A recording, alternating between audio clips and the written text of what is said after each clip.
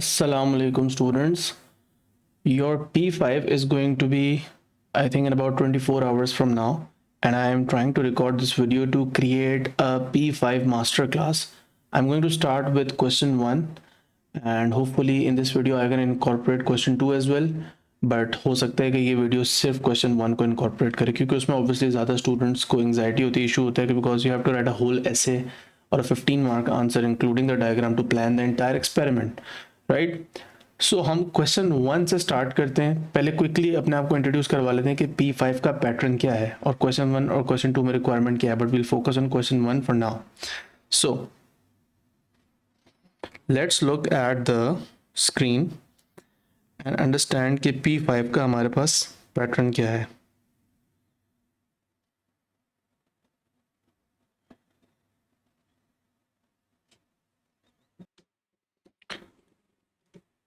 All right, on your screen you can see the mark allocation for P5. पहली बात तो आपको ये पता होनी चाहिए कि आपका जो पेपर 5 है, how long is it, right? So you basically get 2 questions and both of them are 15 marks, right? Both of them are 15 marks. इसके अलावा आप तो टोटल मार्क्स आपके पेपर के 30 हो गए. So 30 marks and 2 questions each of 15 marks, and then you have basically 1 hour 15 minutes to solve the entire paper, right? So ये आपके 2 questions होते हैं. The first question is called planning and the second question is called analysis, conclusion and evaluation. For now we are going to focus on planning. Question 1 जो कि 15 marks का है. अब आपको जो इसमें marks मिल रहे हैं, the way you are graded in this question is, although you have to write or plan an experiment on basically 1 to 1.5 page including your diagram, so you have to plan your entire experiment. You have to write a long answer which could be almost 1 to 1.5 page long including your diagram, but you are graded on these 4 skills: defining the problem, methods of data collection, methods of analysis, additional detail including any safety consideration. ठीक है. अब Cambridge की ही दी हुई guidelines के मुताबिक और जितने पास papers मैंने बच्चों को सॉल्व करवाए हैं पास्ट में, what I have done is, because you want to write an essay and it could be overwhelming, तो हमने क्या किया है यहाँ पे कि हम एक टेम्पलेट यूज़ करेंगे जो मैंने यहाँ पे बनाया. So I am going to use a template which is written in the form of bullet points and it's basically a little generic. ठीक है. एंड मोर और less you can apply this template to any question. I can say with a bit of confidence कि हाँ, you can apply this template to any paper 5 question 1 and you should be able to score full marks in it if the diagram is good enough and you have explained everything in detail. Just details are important. Do not skip on the details because if you skip on the details तो फिर आपके marks lose होते हैं. तो details नहीं miss करनी. Let's not waste any time and look into the template so that हम सारे points discuss कर सकें. And then what I'm going to do is I'm going to go to the recent past paper questions which came in 2024 March, May, June and October, November. I'm going to go through a couple of questions or maybe 3 questions and apply this template to each of those questions to see how we can create a proper answer, a proper plan जिसके अंदर हमें full marks मिल सकें. ठीक है. तो अब करना क्या है, सबसे पहले टेम्पलेट के अंदर defining the problem, methods of data collection, additional details और मेथड्स ऑफ डेटा एनालिसिस वाले सेक्शंस जो वहाँ पेपर में लिखे हुए थे वो भी हमने यहाँ पे लिख लिए. अब डिफाइनिंग द प्रॉब्लम में जो पूरा सेक्शन है, you can get 1 to 2 marks in it. The first thing is to define the dependent and independent variables, right? कि आपका जो कौन सा वेरिएबल है जिसको आप खुद से चेंज करोगे throughout the experiment. There is some variable that you have to change by yourself, and then the dependent variable is the one जो कि independent variable पे depend करता है essentially. So when you vary the independent variable by changing something in the apparatus, by tweaking something, maybe change the resistance of a variable resistor, maybe increase the voltage of a power supply, maybe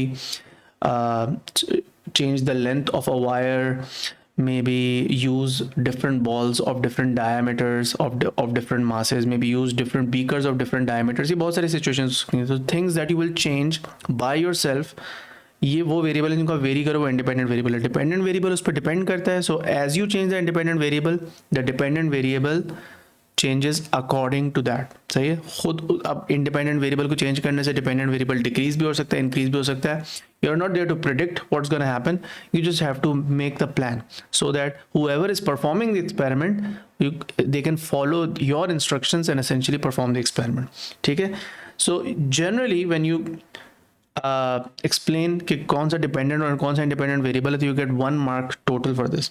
then you have to identify कि कौन से variables हैं, कौन सी चीज़ें ऐसी हैं जो कि अगर आप चेंज करते हो एक्सपेरिमेंट के अंदर तो उससे भी डिपेंडेंट वेरिएबल अफेक्ट हो सकता है। बट सिंस हम यहाँ पे सिर्फ और सिर्फ इंडिपेंडेंट और डिपेंडेंट वेरिएबल जो हमने आइडेंटिफाई कर लिए उसका रिलेशनशिप जो है उसको टेस्ट करना चाहते हैं, तो बाकी जितने वेरिएबल्स जो हमारे डिपेंडेंट वेरिएबल की वैल्यू को अफेक्ट कर सकते हैं उनको हमने कांस्टेंट रखना है। तो when you answer for that one, तो you get probably 1 more mark, and usually this is how it works. कभी कभार 3 मार्क का भी डिफाइनिंग द प्रॉब्लम वाला सेक्शन हो सकता है, but this is generally what happens. Methods of data collection is where all the magic happens, and what you basically do is कि आप क्या करते हो कि पूरा अपना जो मेथड है, डायग्राम बनाने का यूजुअली 1 मार्क मिल रहा होता है, sometimes 2, but then you have to explain के अपने एक्सपेरिमेंट में आप इंडिपेंडेंट वेरिएबल को वेरी कैसे करोगे और मेजर कैसे करोगे। सो एसेंशियली लेट्स से ऐसा एक्सपेरिमेंट है जिसमें आपको डिफरेंट बॉल्स यूज करनी है डिफरेंट मासेस की, तो it's simply the explanation is as simple as saying कि यार बस perform the experiment with different balls और उनका सबका मास जो है वो एक्सपेरिमेंट मेजर करने से पहले मेजर कर लो। लेकिन अगर आपको किसी चीज़ का वोल्टेज कहीं पे चेंज करना है तो you might have to change the resistance of a variable resistor somewhere. Sometimes you may have to use wires of different lengths जो आपके पास अवेलेबल है। Sometimes you may have to change the temperature of something, sometimes you maybe have to drop a ball from a certain height, तो जिस height से ball को drop करो वो height आपको बार बार change करनी है और उसको मीटर रूल से measure करना होगा। so independent variable को कैसे measure और vary करना है ये बताने का 1 नंबर आपको mostly मिल जाएगा। उसके बाद जब इंडिपेंडेंट वेरिएबल को आप वेरी करेंगे तो डिपेंडेंट वेरिएबल को भी तो मेजर करना पड़ेगा उसके अगेंस्ट, तो उसको कैसे मेजर करना है एक दफ़ा एटलीस्ट आपने ये बताना है। तो एक इंडिपेंडेंट वेरिएबल की रीडिंग कैसे लेनी है और उसी के अगेंस्ट डिपेंडेंट वेरिएबल की रीडिंग कैसे आएगी, और डिटेल में proper, and your diagram and your steps should be in harmony with each other, यानी कि डायग्राम में जो बातें मेंशन की हुई हैं वो पॉइंट्स जो आप लिख रहे हो उसके साथ मैच होनी चाहिए, राइट। अच्छा, इसमें डिटेल बहुत इंपॉर्टेंट है, दोनों वेरिएबल्स को जब बता रहे हो एक्सप्लेन कर रहे हो, तो अगर डिपेंडेंट वेरिएबल फॉर एग्जांपल ऐसी चीज़ है जिसको मेजर करना इतना स्ट्रेट फॉरवर्ड नहीं है, यानी कि उसके अंदर आपको डिटेल में जाना पड़ेगा। तो इमेजिन करो कि एक ट्रॉली है जो एक रैंप से नीचे गिर रही है। अब ट्रॉली अगर रैंप से नीचे गिर रही है तो ट्रॉली की स्पीड मेजर करनी है। अब अगर आपको स्पीड एक्यूरेटली मेजर करनी तो आप स्टॉप वॉच वगैरह वाले इतने प्रिमिटिव मेथड्स यूज़ नहीं करोगे, probably use light gates. Light gates कैसे जो है वो डायग्राम में आपने बनाया में बहुत इंपॉर्टेंट है। अब लाइट गेट्स का आपको पता होना चाहिए कि लाइट गेट्स आपको डायरेक्टली ना स्पीड या डिस्टेंस की वैल्यू नहीं देते। लाइट गेट आपको देते हैं कि टाइम कितना लगा है ट्रॉली को लाइट गेट के अंदर से गुजरने में, पर ट्रॉली की लेंथ या उसमें जो कार्ड लगा हुआ है उसकी लेंथ आपके पास है, तो आपने जो एसेंशियली ट्रॉली की लेंथ है और जितनी देर लगी उसको लाइट गेट के अंदर से गुजरने के लिए, इन दोनों को डिवाइड करके ट्रॉली की स्पीड निकाल ली जो वो लाइट गेट्स के अंदर से गुजरी है। सही है, तो डिटेल यहाँ पे आ गई। तो इस पूरी चीज़ को मेजर करने में मल्टीपल स्टेप्स हैं, राइट, कि लेंथ मेजर करके रखनी है, टाइम आएगा वहाँ से, फिर speed is equal to distance upon time का फॉर्मूला यूज़ करेंगे। ये एक प्रॉपर स्टेप्स यूज़ कर रहे हैं आप एक ही से वेरिएबल को मेजर करने के लिए। तो जितना डिटेल में जाओगे तो एडिशनल डिटेल वाले मार्क्स आपको यहाँ ऑटोमेटिकली खुद ही मिलते जाएंगे। जो जो मेथड्स ऑफ डेटा कलेक्शन वाला जो पूरा सेक्शन है, इसको लिखते हुए हर पॉइंट को लिखते हुए डिटेल्स के बारे में भी सोचना है। सही है, सिर्फ आप ये नहीं लिख सकते कि मेजर द स्पीड या मेजर द टेम्परेचर या मेजर द मास। ठीक है, ये बात हो गई।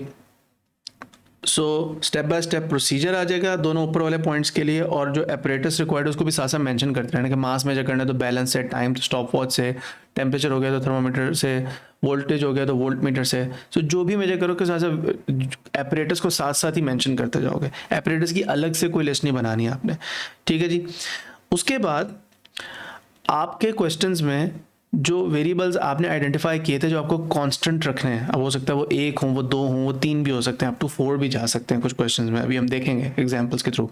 तो जिन वेरिएबल्स को आप कांस्टेंट रख रहे हो उनको कांस्टेंट तो रख लिया आपने, लेकिन उनको आपको मेजर भी करना होता है। मतलब किसी चीज़ की डेंसिटी है, फॉर एग्जांपल कोई फॉर्मूला आपको दिया गया है जिसके अंदर मटेरियल की डेंसिटी है, तो डेंसिटी को कैसे एक दफ़ा मेजर तो करना है ना, थ्रू आउट द एक्सपेरिमेंट वो रहेगी constant, but you have to measure it once.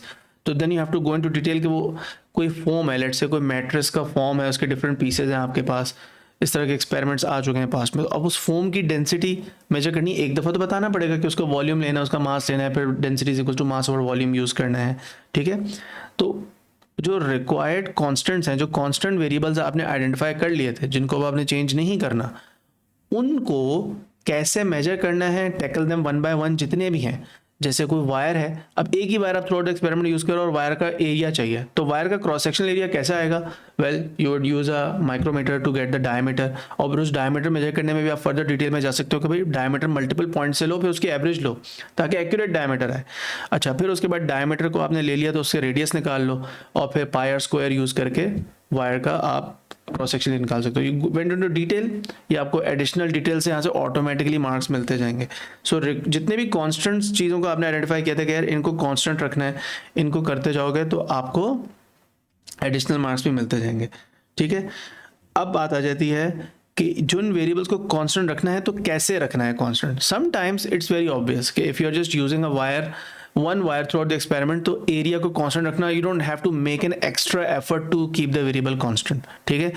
But sometimes maybe you are performing an experiment जो थर्मल फिजिक्स से रिलेटेड है, उसमें आपने सम अमाउंट ऑफ वाटर या किसी ऑयल को हीट अप करना है बीकर में डाल के, and you have to do this experiment again and again. So every time you are heating water, or maybe you are letting the water cool from some higher temperature to lower temperature, and let's say आपको volume constant रखना है, तो every time you will have to make sure कि भाई मैंने जो पानी नया टैप वाटर लिया है उसको मैं हीट अप करने लगा, या मैंने गर्म वाटर की सप्लाई से, हॉट वाटर की सप्लाई से जो हॉट वाटर लिया मैं बीकर में डाल रहा हूँ। अब मुझे अगर वॉल्यूम कांस्टेंट रखना है तो मुझे मेजरिंग सिलेंडर यूज़ करके उस वॉल्यूम को हर बार प्रॉपर मेजर करना पड़ेगा, राइट। सो वो you have to make sure कि वो कैसे कांस्टेंट रखना है, तो उसको बताना पड़ेगा कि भाई कांस्टेंट रखना है। कुछ चीज़ें बड़ी ऑब्वियस होती हैं जिनको कांस्टेंट, जैसे मैंने cross sectional area of the wire बताया। अब अगर एक ही wire throughout the experiment use हो रही है तो उसमें क्रॉस सेक्शनल एरिया को कांस्टेंट रखने के लिए आपको कोई एक्स्ट्रा एफर्ट नहीं लगानी पड़ेगी। Now same thing goes for, let's say another example जो मेरे जहन में आ रही थी कि हाँ, रैम्प से आप किसी ट्रॉली को रिलीज़ कर रहे हो, ट्रॉली की फाइनल स्पीड मेजर करनी है, बट उसमें ट्रॉली का मास जो है वो आपने वेरी करना था। ट्रॉली का मास वेरी करने से हो सकता है उसकी फाइनल स्पीड अफेक्ट होती है, उसकी एक्सेलरेशन अफेक्ट होती हो, या ट्रॉली का एंगल चेंज करना हो। बट जितना डिस्टेंस ट्रॉली ट्रैवल करी, यानी कि ट्रॉली स्टार्टिंग पोजीशन से जहाँ से ऊपर आ रही है, अब वो आपको फॉर एग्जांपल कांस्टेंट रखनी है। तो स्टार्टिंग पोजीशन या final position on the ramp, उसको फिर इसका मतलब है कि उस पर निशान लगाना पड़ेगा, उसको मार्क करना पड़ेगा किसी मार्कर से या किसी टेप से, so that the distance traveled by the trolley or the starting position of the trolley is kept constant every single time। तो ये ऐसी चीज़ें जिन पे आपको एक्स्ट्रा एफर्ट लगा के ख्याल रखना पड़ता है। इसी तरह जिस वाटर को आप कूल डाउन होने दे रहे थे, अब if you are allowing the water to cool down, then you want to check how much, what is the rate of cooling of water depending on the level of insulation or maybe the surface area of the beaker। तो initial temperature water का हर बार same रखना पड़ेगा, ये भी एक चीज़ हो सकती है। सो वेरिएबल्स को कांस्टेंट रखना है तो कैसे रखना है कांस्टेंट, उसकी डिटेल में जाना पड़ेगा उनको, ठीक है जी। उसके बाद एडिशनल डिटेल्स पे मैं एंड पे आता हूँ, ठीक है। मेथड्स ऑफ डेटा एनालिसिस के अंदर आपको जो भी क्वेश्चन 1 में इक्वेशन दी हुई है, उस इक्वेशन को आपने ऐसे रीअरेंज करना है कि आप उसको जो इंडिपेंडेंट वेरिएबल है उसको राइट साइड पे ले आएँ और उसके साथ बाकी वेरिएबल्स भी राइट साइड पे ही हो, और जो डिपेंडेंट वेरिएबल है वो एक्स एक्सेस पे वाई एक्सेस पे आ जाए, सॉरी वाई एक्सेस पे प्लॉट होने के लिए तो वो लेफ्ट साइड पे आ जाए, और इक्वेशन रीअरेंज्ड हो in the form of y is equals to M x plus सी।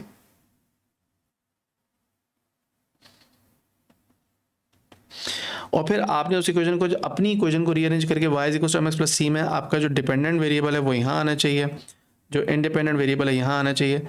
यहाँ पे जो भी एक्सप्रेशन मल्टीप्लाई हो रही होगी इंडिपेंडेंट वेरिएबल के साथ वो आपके ग्रेडियंट की इक्वल होगी। यहाँ पे जो भी एक्सप्रेशन आपके इंटरसेप्ट की जगह पे आ रही होगी वो आपके इंटरसेप्ट के इक्वल होगी, राइट। तो जो भी एक्सप्रेशन आ रही होगी, it could be a bunch of multiple variables, we can see a couple of examples. Sometimes you will have to use logs और natural logs as well to do this, and sometimes you won't have to do this, sometimes you just have to rearrange it, ठीक है। तो उसकी detail में अगर आपने जाना है तो मेरी एक पेपर 5 की प्लेलिस्ट बनी हुई है चैनल पे, मैं कोशिश करूंगा डिस्क्रिप्शन में उस वीडियो का मैं लिंक डाल दूं ताकि उस वीडियो को आप जाके डिटेल में देख सको कैसे इन इक्वेशंस को रीअरेंज करते हैं। मल्टीपल पास एग्जाम्पल उसमें करवाई हुई हैं, और कहाँ लॉग्स लगते हैं कहाँ लॉग्स नहीं लगते, ठीक है। तो उसके बाद फिर आपने बताना होता है कि किस चीज़ को आप वाई एक्सिस पे प्लॉट करोगे, किस चीज़ को आप एक्स एक्सिस पे प्लॉट करोगे in order to obtain a straight line graph, because that is how you have rearranged your equation. So what to plot on y axis, what to plot on x axis, ठीक है. अब वो dependent और independent variable हमेशा, जैसे अभी हम experiment करेंगे, इसमें एक था delta theta change of temperature और लेंथ ऑफ अ वायर, अभी हम एक क्वेश्चन करेंगे भी आगे जाके. लेकिन अब बात यह है कि वो इक्वेशन इस तरह दी हुई थी कि डायरेक्ट लेंथ जो है वो एक्स एक्सिस पे नहीं प्लॉट हो सकती, बल्कि एल का रेसिप्रोकल प्लॉट करना पड़ रहा है. कभी कभार एल का स्क्वायर प्लॉट करना सकते हो, कभी एल का लॉग या एल का एल एन आपको प्लॉट करना पड़ सकता है, depending on how you have rearrange the equation. ठीक है, तो रेसिप्रोकल हो सकता है, स्क्वायर हो सकता है, अंडर रूट हो सकता है, कोई पावर हो सकती है, लॉग हो सकता है, नेचुरल लॉग हो सकता है, बहुत सारी डिफरेंट फॉर्म में आपको वेरिएबल्स प्लॉट करने पड़ सकते हैं. The main goal is to obtain a straight line equation and straight line graph. ठीक है, फिर उसके बाद क्या करना होता है कि आपका जो डिपेंडेंट और इंडिपेंडेंट वेरिएबल है दोनों की फॉर्म क्या है वो फिर क्वेश्चन पर डिपेंड करेगी. बट डिपेंडेंट वेरिएबल क्या कहते हैं वाई एक्सिस पे आएगा और इंडिपेंडेंट वेरिएबल एक्स एक्सिस पे आएगा, ये तो डेफिनेटली है. ठीक है जी, तो ये आपने बताना होता है कि plot this on the Y axis and plot this on the X axis. उसके बाद आप बोलते हो this is a sentence that you basically always repeat, the relationship is valid if we get a straight line and then passing through, either you will have to write 0, 0 if your equation does not have an intercept, and if it has some intercept, let's say your intercept is minus k into z, some expression, तो आप बताओगे then if it passes through minus kz or some kz whatever. So relationship is valid if a line if the graph is a straight line comma passing through whatever the intercept है, फिर वो उस blank में आएगा. ठीक है, तो relationship valid कब होगा ये बताने के लिए आपको एक मार्क और मिल जाएगा. उसके बाद आपने बताना है कि अपना ग्रेडियंट और वाई इंटरसेप्ट का यहाँ से जो एक्सप्रेशन निकालोगे उससे फिर आपने कोई एक या दो कॉन्स्टेंट्स, क्वेश्चन के अंदर हमेशा इक्वेशन में ऐसे एक या दो कॉन्स्टेंट वेरिएबल्स होते हैं जिनका आपको पता नहीं होता कि वो क्या होते हैं. तो किसी इक्वेशन में ए या बी आ रहा होगा और वो बोलेंगे कि ये ए और बी जो है वो आपने अपने ग्राफ की मदद से फाइंड आउट करने हैं. अब वो कॉन्स्टेंट्स आपको पता भी नहीं कि ए क्या है, स्पेसिफिक हीट कैपेसिटी है या किसी चीज़ की लेंथ है या किसी चीज़ का मास है, you don't know what that is. A and B क्या चीज़ है आपको नहीं पता, बट ए और बी को डिटरमिन करना है अपने ग्राफ के इंटरसेप्ट और ग्रेडियंट की मदद से. तो वो जो आप एक्सप्रेशन निकालोगे अपनी इक्वेशन को जब रीअरेंज करके, तो आपको ग्रेडियंट और इंटरसेप्ट की जो एक्सप्रेशन आएगी उसको फिर आपने ऐसे रीअरेंज करना है कि जिस कांस्टेंट को आपने फाइंड आउट करना है वो कांस्टेंट जो है सब्जेक्ट बना हुआ होगा और आप बताओगे कि भाई for example A will be found by maybe A भी हो सकता है, ए हो सकता है डायरेक्टली ग्रेडियंट के इक्वल हो सकता है ए जो है ग्रेडियंट के रेसिप्रोकल के इक्वल हो, ए हो सकता है कि gradient multiply by some density and divided by some area करके आ रहा हो. सो जो भी एक्सप्रेशन वहाँ पे बनेगी वो फिर आपने बताना होगा. और same then goes for the other constant as well. Sometime you have to identify one constant, sometime you have to identify two constants. Sometimes you just have to use the gradient, sometimes you have to use the gradient and the intercept both. But gradient almost हमेशा use करना पड़ रहा होता है. तो किस तरह वो फिगर आउट करोगे उसके लिए आपको एक और नंबर मिल जाएगा. तो अभी तक आपके कितने नंबर हो गए अगर आप काउंट करें 1 2 3 4 5 6 7 8 9 10 ऑलमोस्ट. अब 5 से 6 नंबर आपको एडिशनल डिटेल से मिल रहे होते हैं. एडिशनल डिटेल के लिए आपने एक्स्ट्रा एफर्ट अगर लगानी है तो वो सिर्फ और सिर्फ सेफ्टी प्रिकॉशंस और सेफ्टी प्रिकॉशंस को कैसे आप जो है वो कर सकते हैं, और फिर how to minimize uncertainties and errors and what sources of errors could be there, इसके ऊपर आप एफर्ट लगा सकते हो. और सेफ्टी प्रिकॉशन यूजुअली एक से ज़्यादा नहीं आ रही. तो एक्सपेरिमेंट में सोर्सेज ऑफ अनसर्टनिटी या किसी भी वेरिएबल को, जितने भी वेरिएबल आपने ऊपर आइडेंटिफाई किए हैं, इंडिपेंडेंट वेरिएबल कैसे मेजर कर रहे हो, डिपेंडेंट वेरिएबल कैसे मेजर कर रहे हो, जो कांस्टेंट्स आपके क्वेश्चन के अंदर थे उनको कैसे मेजर करो, उनको एक्यूरेटली कैसे मेजर करना है. जब उनके स्टेप्स में आप जाओगे कि एक्यूरेटली कैसे मेजर करना है, उसमें एरर कैसे अवॉइड करना है, खुद ही सोचना है, आपको कोई प्रॉम्प्ट नहीं देगा वहाँ पे. तो वहाँ पे आपको एडिशनल डिटेल के मार्क्स ऑटोमेटिकली मिल रहे होंगे and you can check your answers against marking. You will see कि एडिशनल डिटेल में इसी टाइप की बातें लिखी होती हैं. ठीक है, ऑल राइट. उसके बाद detail of measuring a particular variable. जैसे कि मैंने कहा कि अनसर्टेनिटी कैसे मिनिमाइज करनी है और वेरिएबल्स को मेजर करने के लिए डिटेल, तो मैंने ऊपर मेंशन किया था जब आप इंडिपेंडेंट डिपेंडेंट वेरिएबल और कांस्टेंट्स को आप तो उनकी डिटेल में जब जाओगे कि भाई मल्टीपल स्टेप्स में स्पीड मेजर करो, तो स्पीड मेजर करने का जो पूरा प्रोसीजर तुमने बताया, या डायमीटर मेजर करके रेडियस निकाल के क्रॉस सेक्शनल एरिया कैसे निकालना है, इसकी पूरी डिटेल में जाओगे तो that's where you will keep getting marks as well. यहाँ पे आपको 1 से 2 depending on how many variables you are explaining in detail, आपको और मार्क्स मिल सकते हैं, ठीक है। फिर इंडिपेंडेंट वेरिएबल की अगर आपको आइडिया है, if you know the experiment really well, then you might also be able to give a range of values के इंडिपेंडेंट वेरिएबल को जो आपने वेरी करना है वो लेट से एक वायर की लेंथ है तो 50 सेंटीमीटर से 100 सेंटीमीटर तक 5 डिफरेंट लेंथ ले लें, 50, 60, 70, 80, 90, 100 सेंटीमीटर्स की वायर्स ले लें। But most of the time experiments are such कि आपको कोई बहुत अच्छा आइडिया नहीं होता इंडिपेंडेंट वेरिएबल्स की रेंज के बारे में। सो ये भी आप दे सकते हैं, रेंज ऑफ इंडिपेंडेंट वेरिएबल्स की सेंसिबल रेंज दे सकते हैं, but it is only if you are really confident about it, वरना you can get full marks still without mentioning this. अब मैंने जो यहाँ पे जितने भी पॉइंट्स लिखे हैं इनको अगर आप मार्क्स को टोटल करो तो ये दिस आपको अप टू 15 से ज़्यादा जाके आप 18-19 मार्क्स का भी पूरा क्वेश्चन अटेम्प्ट कर सकते हो। फिर अगर उसमें कोई मिस्टेक्स होके कैंसिल आउट भी होते हैं मार्क्स तो आपको फिर भी 15 मिल सकते हैं। बट ये जो 3 सेक्शन हैं इनके मार्क्स तो जो आप लूज करोगे वो आप एडिशनल डिटेल से नहीं स्कोर कर सकते। एडिशनल डिटेल में अप टू 10 पॉइंट्स होते हैं जिसमें से कुछ 6 आपने मेंशन करने होते हैं और वो कुछ इस सेक्शन पे अप्लाई हो रहे हैं, कुछ इस सेक्शन पे अप्लाई हो रहे हैं, कुछ इस सेक्शन पे अप्लाई हो रहे हैं। देयर इज या कुछ सेफ्टी प्रिकॉशंस या सोर्सेज ऑफ अनसर्टेनिटीज होती हैं, ठीक है। So that was just a brief introduction of how to use this template and you can just take a screenshot of this, ठीक है। इस टेम्पलेट का अगर मैं आपसे कहूँ कि स्क्रीनशॉट ले लो तो आप ले सकते हो, ठीक है, क्योंकि आप लोग बाद में मुझे बोल रहे हो तो सर इसकी PDF सेंड कर लें ये वो, तो जिसको भी इस टेम्पलेट का स्क्रीनशॉट लेना ले लो और इस टेम्पलेट को यूज़ कर लो। उसके बाद अब इसी टेम्पलेट को कोशिश करेंगे 2 से 3 क्वेश्चंस पे अभी पास्ट पेपर्स के जो 2024 में उन पे अप्लाई करने की। So let's move on to past papers now. Alright, अब ये पहला पास्ट पेपर क्वेश्चन मैंने आप लोगों के सामने रख दिया है। This is from May June 2024 paper 5-2। इसका क्वेश्चन 1 हम देख रहे हैं, ठीक है। इस क्वेश्चन को देखते हैं और जो अभी भी सीखा है पूरे टेम्पलेट को इसके ऊपर अप्लाई करते हैं एंड कोशिश करेंगे कि 10 to 15 मिनट्स में हम एक क्वेश्चन डिस्क्राइब कर दें कि कैसे करते हैं। Now in question 1 you can literally score half of your marks while just reading the question carefully. मैं अपने पास एक हाईलाइटर यूज़ करूँगा 3 डिफरेंट कलर्स के, और करना क्या है ज़रा माइंडसेट देखो। You will see a lot of quantities और variables being mentioned in the question. आपने क्या करना है, उन वेरिएबल्स को 3 कैटेगरीज में डिवाइड करना है। पहली कैटेगरी होगी वो वाली जो इंडिपेंडेंट और डिपेंडेंट वेरिएबल की होगी, जो कि एसेंशियली 2 चीज़ें वेरी हो रही होंगी एक्सपेरिमेंट्स में। इंडिपेंडेंट वेरिएबल को वेरी करते हैं, उसके अगेंस्ट डिपेंडेंट को मेजर करते हैं। इसको हम एक कलर से, दोनों को एक ही कलर से हाईलाइट करेंगे। फिर एक और कलर यूज़ करेंगे उन वेरिएबल्स को हाईलाइट करने के लिए जो कि वो वेरिएबल्स हैं जो कि कांस्टेंट रखने हैं या ऑब्वियसली कांस्टेंट ही रहेंगे, क्योंकि हम एफर्ट लगाने की ज़रूरत नहीं पड़ेगी उन्हें कांस्टेंट रखने में, वो खुद से ही कांस्टेंट रहेंगे।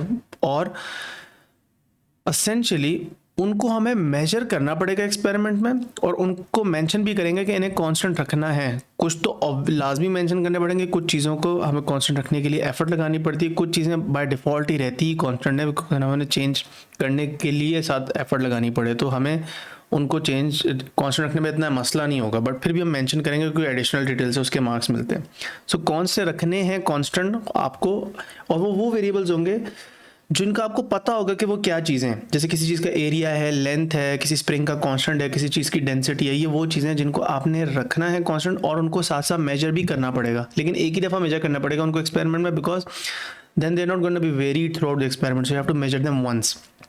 And then there is the third category जिसको हम एक और तीसरे कलर से हाईलाइट करेंगे। वो वेरिएबल होते हैं जिनको आपको पता ही नहीं होता, वो होते कांस्टेंट हैं but you don't know what they are. So for example A और बी की, जैसे मैं पहले बात कर रहा था कि ए और बी को आपने डिटरमिन करना है इस एक्सपेरिमेंट में अपने ग्राफ के ग्रेडियंट और इंटरसेप्ट से, but you don't know what A and B is. So how would you keep it constant if you don't even know कि ये क्या क्वांटिटी है।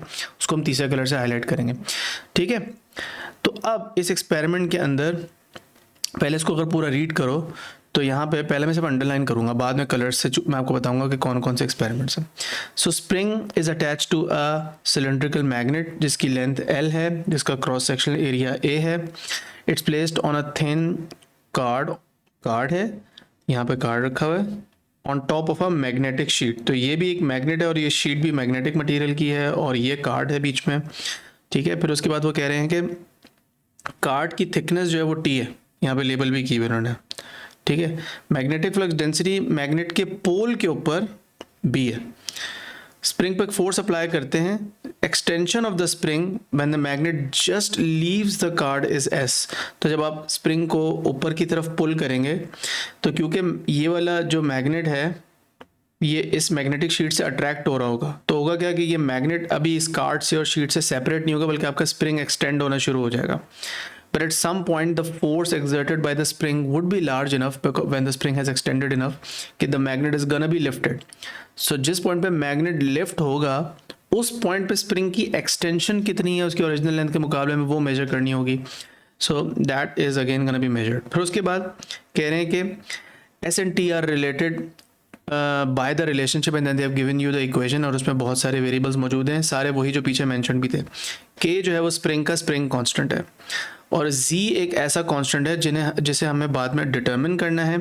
रिलेशनशिप बिटवीन s और t हमें जो है वो टेस्ट करना है, और बाकी सारी चीज़ें फिर हमें ये वही सारे पॉइंट्स जो हमेशा लिखे होते वो हैं। अब नोटिस करो कि मैं कैसे हाईलाइट करता हूँ डिफरेंट कैटेगरीज में। सबसे पहले वो कैटेगरी जो डिपेंडेंट और इंडिपेंडेंट वेरिएबल को आइडेंटिफाई हमें करना है। जहाँ भी ये लिखा हुआ है relationship s related to t, relationship between s and t, so we can easily identify कि हमारे पास जो s और t हैं ये डिपेंडेंट और इंडिपेंडेंट वेरिएबल है। अब यहीं पे सोच लो कि इनमें से डिपेंडेंट कौन सा है, इंडिपेंडेंट कौन सा है। बेटा देखो, स्प्रिंग कितना एक्सटेंड होता है ये कार्ड की थिकनेस पे डिपेंड करेगा, या स्प्रिंग कितना एक्सटेंड होता है इसके ऊपर कार्ड की थिकनेस डिपेंड करेगी।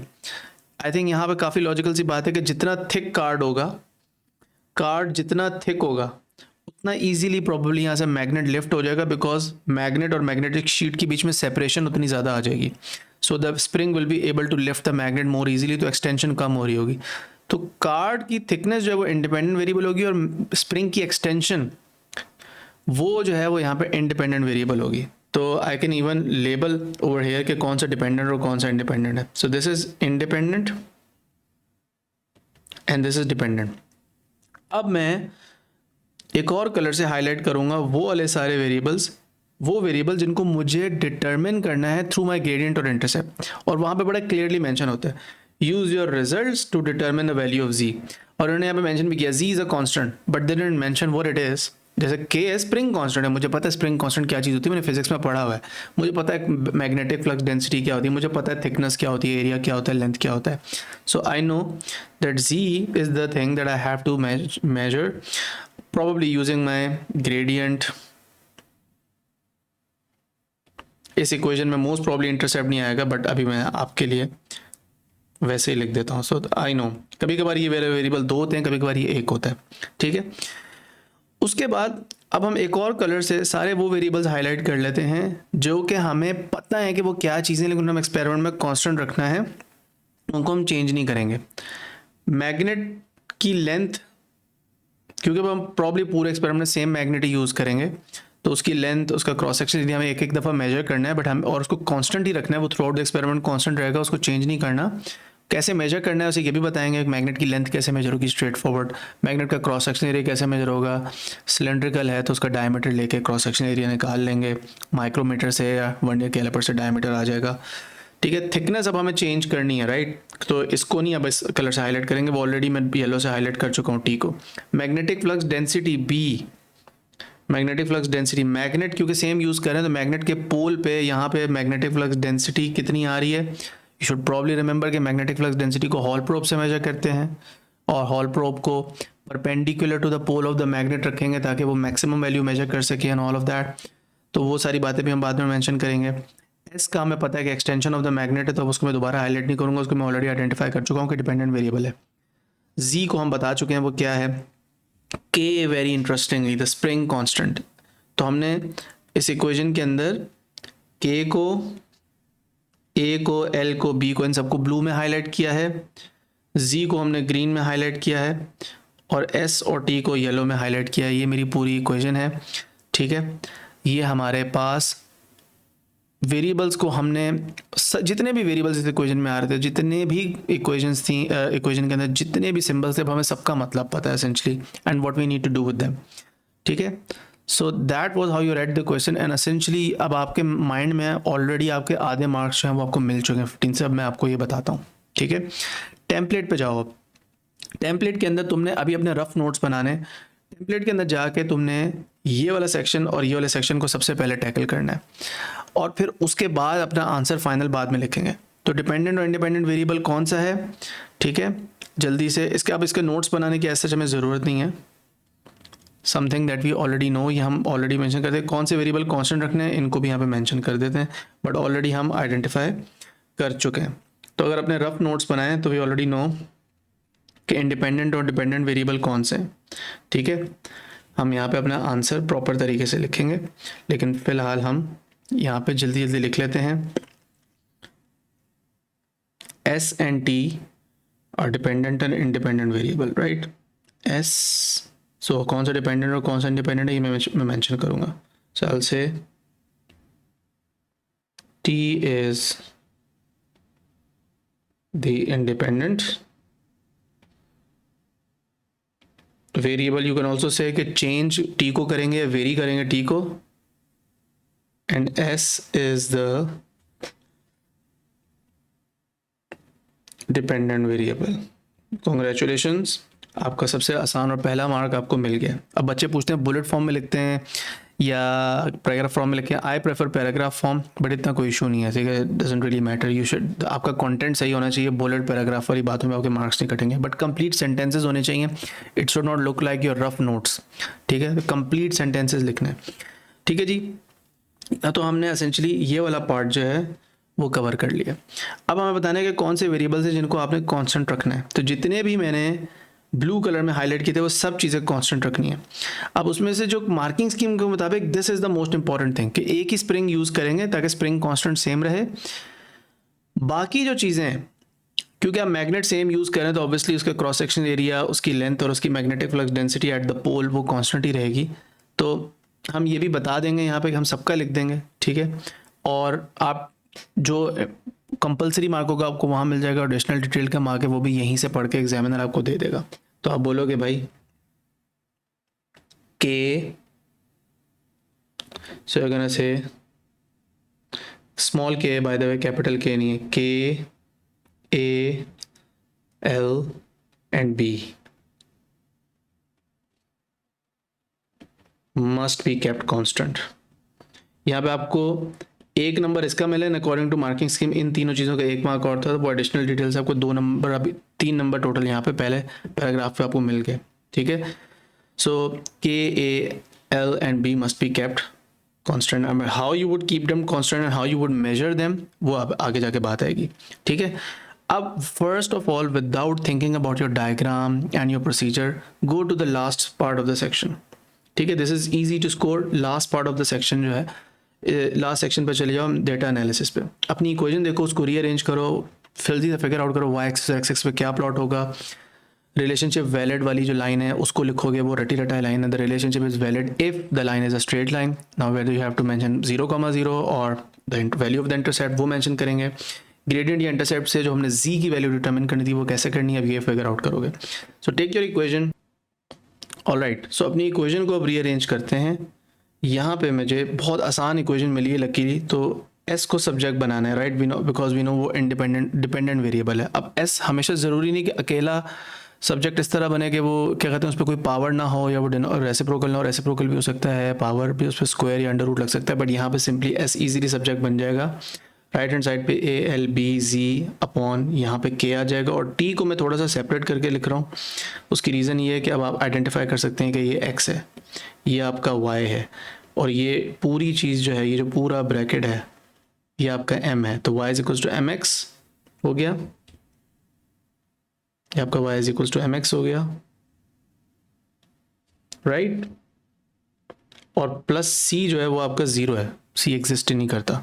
तो इक्वेशन रीअरेंज हो गई। Now you can essentially leave some space, ठीक है। ये अब आप जज कर लो कि एंड पे जाके लिख लो कि पैराग्राफ का जो, क्योंकि ऑर्डर बेहतर रहता है, तो फाइनली अब I would say plot a graph of. So I am not saying कि अपना यहाँ पे फाइनल आंसर लिख लो, मैं अभी यहाँ पे लिख रहा हूँ, बट आप अपने रफ नोट्स में इसको लिख सकते हो, फिर बाद में ऐड कर सकते हो। तो यू से लास्ट पैराग्राफ जो है, plot a graph of, and now I can clearly see कि ग्राफ मैंने जो प्लॉट करना है उसमें सिंपली मेरा जो y बन रहा है वो s ही बन रहा है। तो s on the y axis, and 1/t on the X axis. ये बड़ा क्लियरली यहाँ पे पता चल रहा है, right. So plot a graph of s on y axis because वो डिपेंडेंट था और इंडिपेंडेंट वेरिएबल, एंड 1/t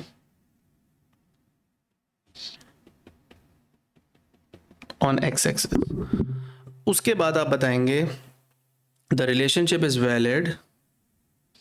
सो अभी आपने ये वाला पॉइंट मार्क किया, अब आप बताएंगे the relationship is valid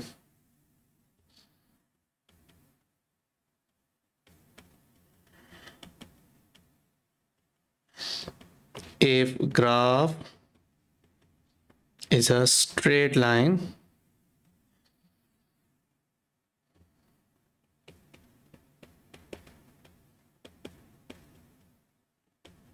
passing through the origin। अब अगर origin से ग्राफ पास कर रहे हैं तो आपको ये मेंशन करना लाजमी हो जाता है, ठीक है। और जो भी उसका इंटरसेप्ट हो वो आप बताएं। तो ओरिजिन से पास कर रहा है, ये मुझे कैसे पता लगा था, क्योंकि मेरी इक्वेशन के अंदर जब मैंने इसको y = mx + c की फॉर्म में रीअरेंज किया तो आगे यहाँ पे कुछ भी नहीं है। सो मेरा इंटरसेप्ट तो 0 होगा, 0,0 से पास करेगा वो इंटरसेप्ट। उसके बाद मुझे अब बताना है कि ये जो एक्सप्रेशन है वो ग्रेडियंट से इक्वेट होती है, तो क्या लिखा हुआ आता है। So I know that gradient will now be equal to ALBZ/K, which means K को अगर अब मुझे Z को फाइंड आउट करना था ना, I had to determine a value for Z, तो Z को इस एक्सप्रेशन में सब्जेक्ट बना के वहाँ फाइनल आंसर में लिख दो। तो आप बोलोगे Z is equals to determine Z using the expression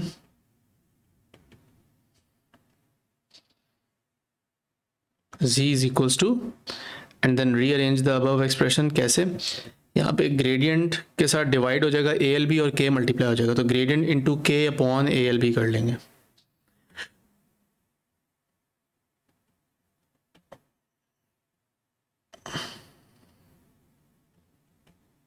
multiplied by K/ALB, तो मुझे ये वाला मार्क और ये वाला मार्क भी मिल गया।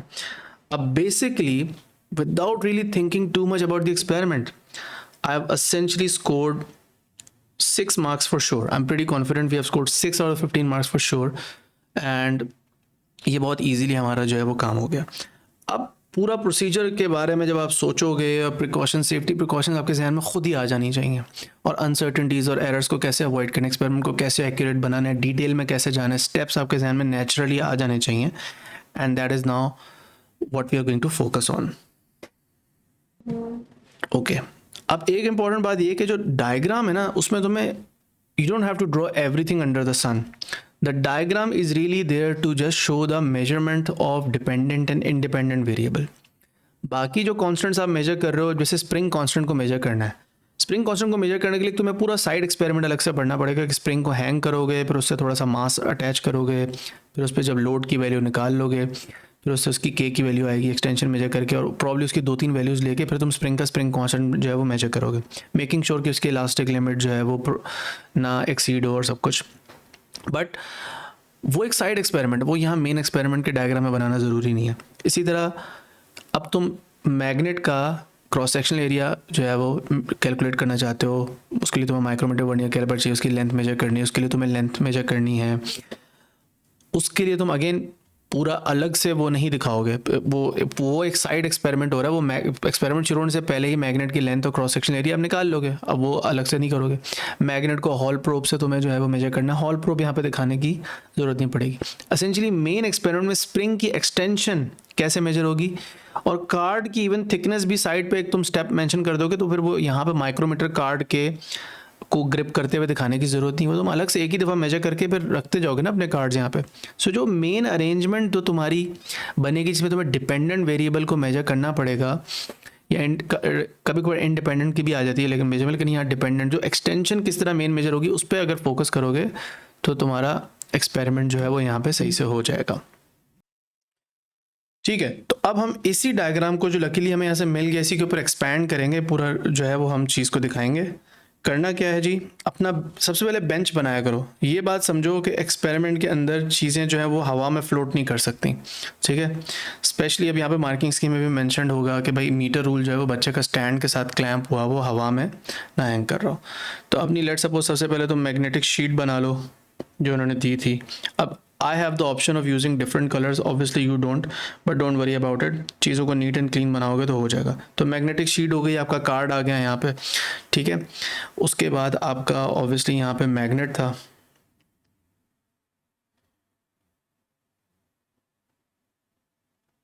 ये आपका मैग्नेट था।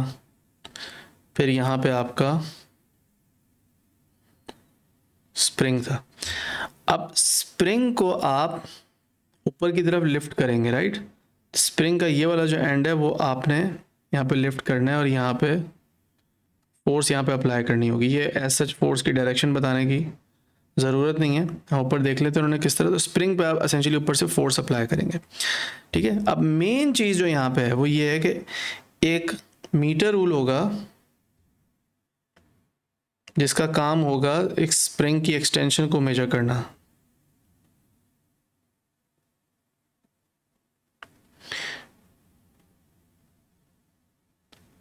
एक और चीज़ जो आप कर सकते हैं कि स्प्रिंग की एक्सटेंशन मेजर करने के लिए, अच्छा मोस्टली स्प्रिंग जो है वो मैग्नेट वाले एंड से फिक्स्ड होगा, जब इनिशियली आप मूव करेंगे तो यहाँ से एक्सटेंड होना शुरू होगा।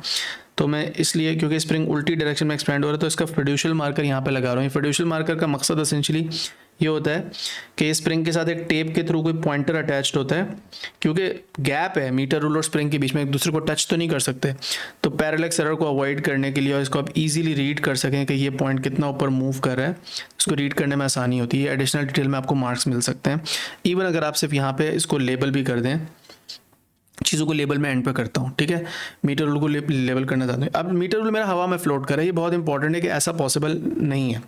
तो मीटर रूल को मैं करूँगा clamp, meter rule is clamped attach to a boss, इस चीज़ को बोज बोलते हैं। और बोज के ऊपर और नीचे आपने स्टैंड बनाना होता है और स्टैंड डेफिनेटली बेंच के ऊपर रखा होगा, ठीक है। ये आपका रिटॉर्ट स्टैंड होगा जिसमें आप मीटर रूल को अपने हिसाब से एडजस्ट कर सकते हैं, ठीक है जी। अब यहाँ से आप रीडिंग लेंगे और अब आप ऊपर से फोर्स अप्लाई करेंगे। जब फोर्स अप्लाई करेंगे तो स्प्रिंग थोड़ा सा एक्सटेंड होगा। फोर्स अप्लाई करने से पहले ऑब्वियसली आपने क्या करना है, यहाँ पे ओरिजिनल लेंथ इसकी मेजर कर लेनी स्प्रिंग की, और वो हर एक ही दफ़ा मेजर करनी, बार बार नहीं मेजर करनी होगी। स्प्रिंग की एक दफ़ा ओरिजिनल लेंथ जब मेजर होगी आपको पता चल जाएगी।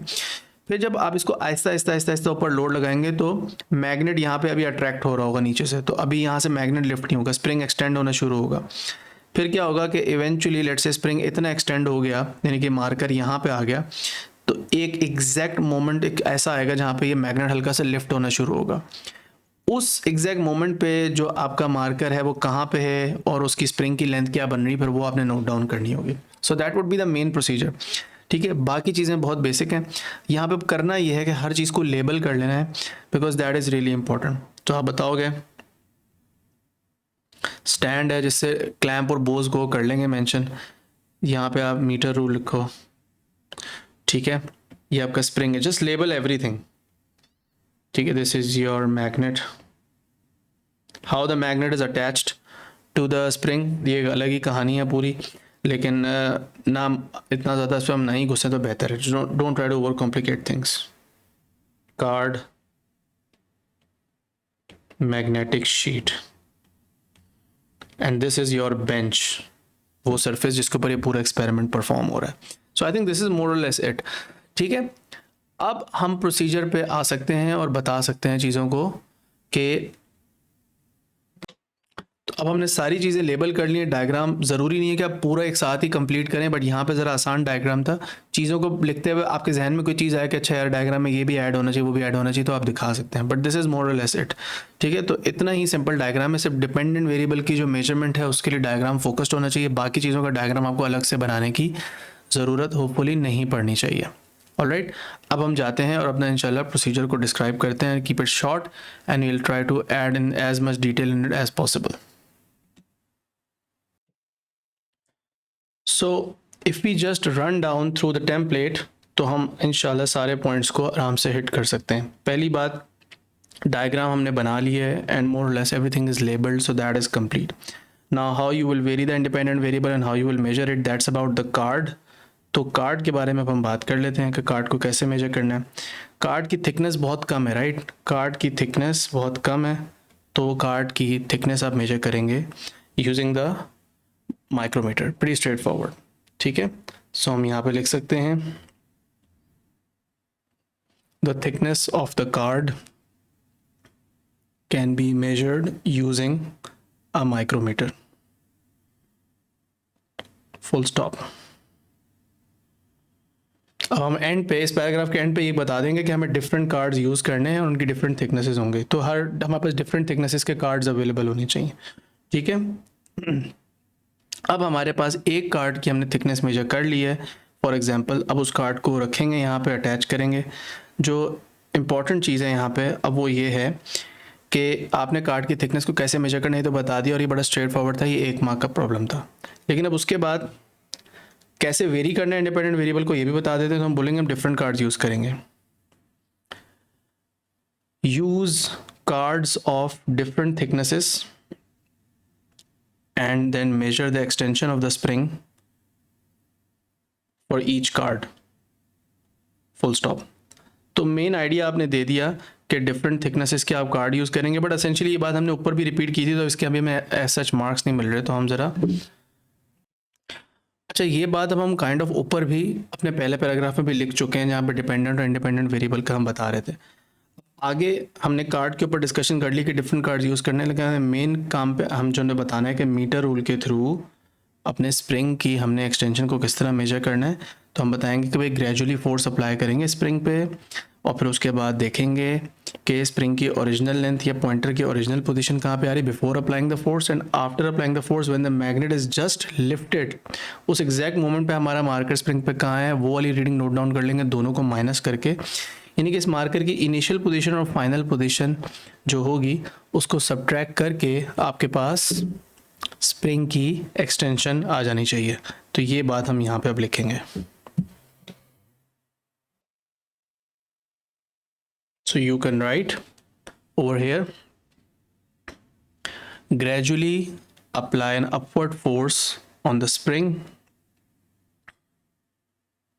full stop, when the magnet is just lifted. Notice the position of the fiducial marker against the meter rule, full stop. The final reading on the fiducial marker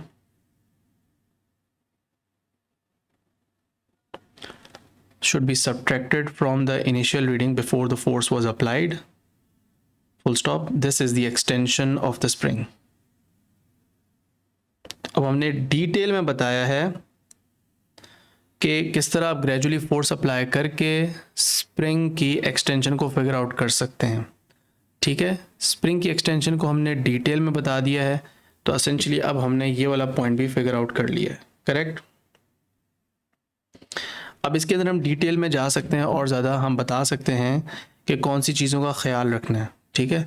तो उस पर भी हम फोकस कर सकते हैं कि कौन सी चीज़ों का ख्याल रखना है. फिर हमने जो कांस्टेंट चीज़ें मेजर करनी है, जो बाकी वेरिएबल्स को देखना है, उसके ऊपर फिर हम बाद में जाएंगे. तो पहले इस डिटेल में बारे में सोचें कि यहाँ पे कौन से प्रॉब्लम्स आ सकते हैं जो कि हम यहाँ पे अवॉइड कर सकते हैं, right. So let's think about them. अब एक पॉइंट जो आप ऑलमोस्ट हर क्वेश्चन के अंदर ही लिख सकते हो वो ये कि डिपेंडेंट वेरिएबल को आप इंडिपेंडेंट वेरिएबल की सेम वैल्यू के अगेंस्ट 2 दफ़ा मेजर करो और उसकी एवरेज लो, ताकि आपकी जो रैंडम एरर्स की वजह से अनसर्टेनिटी और एरर्स आते हैं वो रिमूव हो जाएं. तो for example I can say कि हम अपनी एक ही कार्ड की थिकनेस के लिए स्प्रिंग की एक्सटेंशन को 2 दफ़ा मेजर करें और फिर उसकी एवरेज ले लें, सही है. तो हम ये हमारी बात एडिशनल पॉइंट के अंदर मेंशन हो जाएगी, मतलब उस सेक्शन से हमें मार्क्स मिल जाएंगे. हम वहीं कहेंगे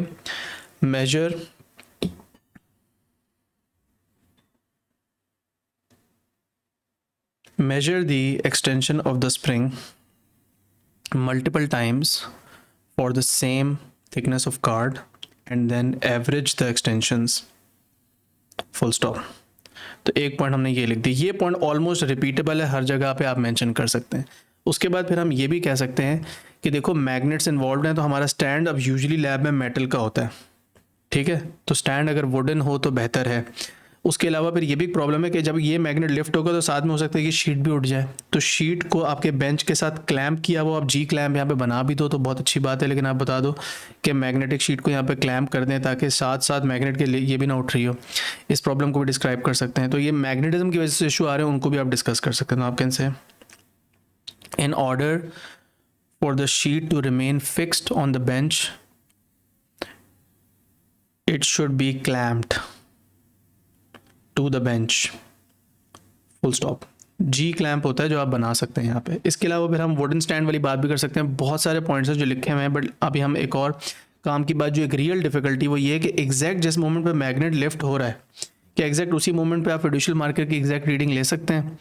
प्रोबेबली नहीं ले सकते। तो ये एक इशू है जिसको अब हमें डिस्कस करना है।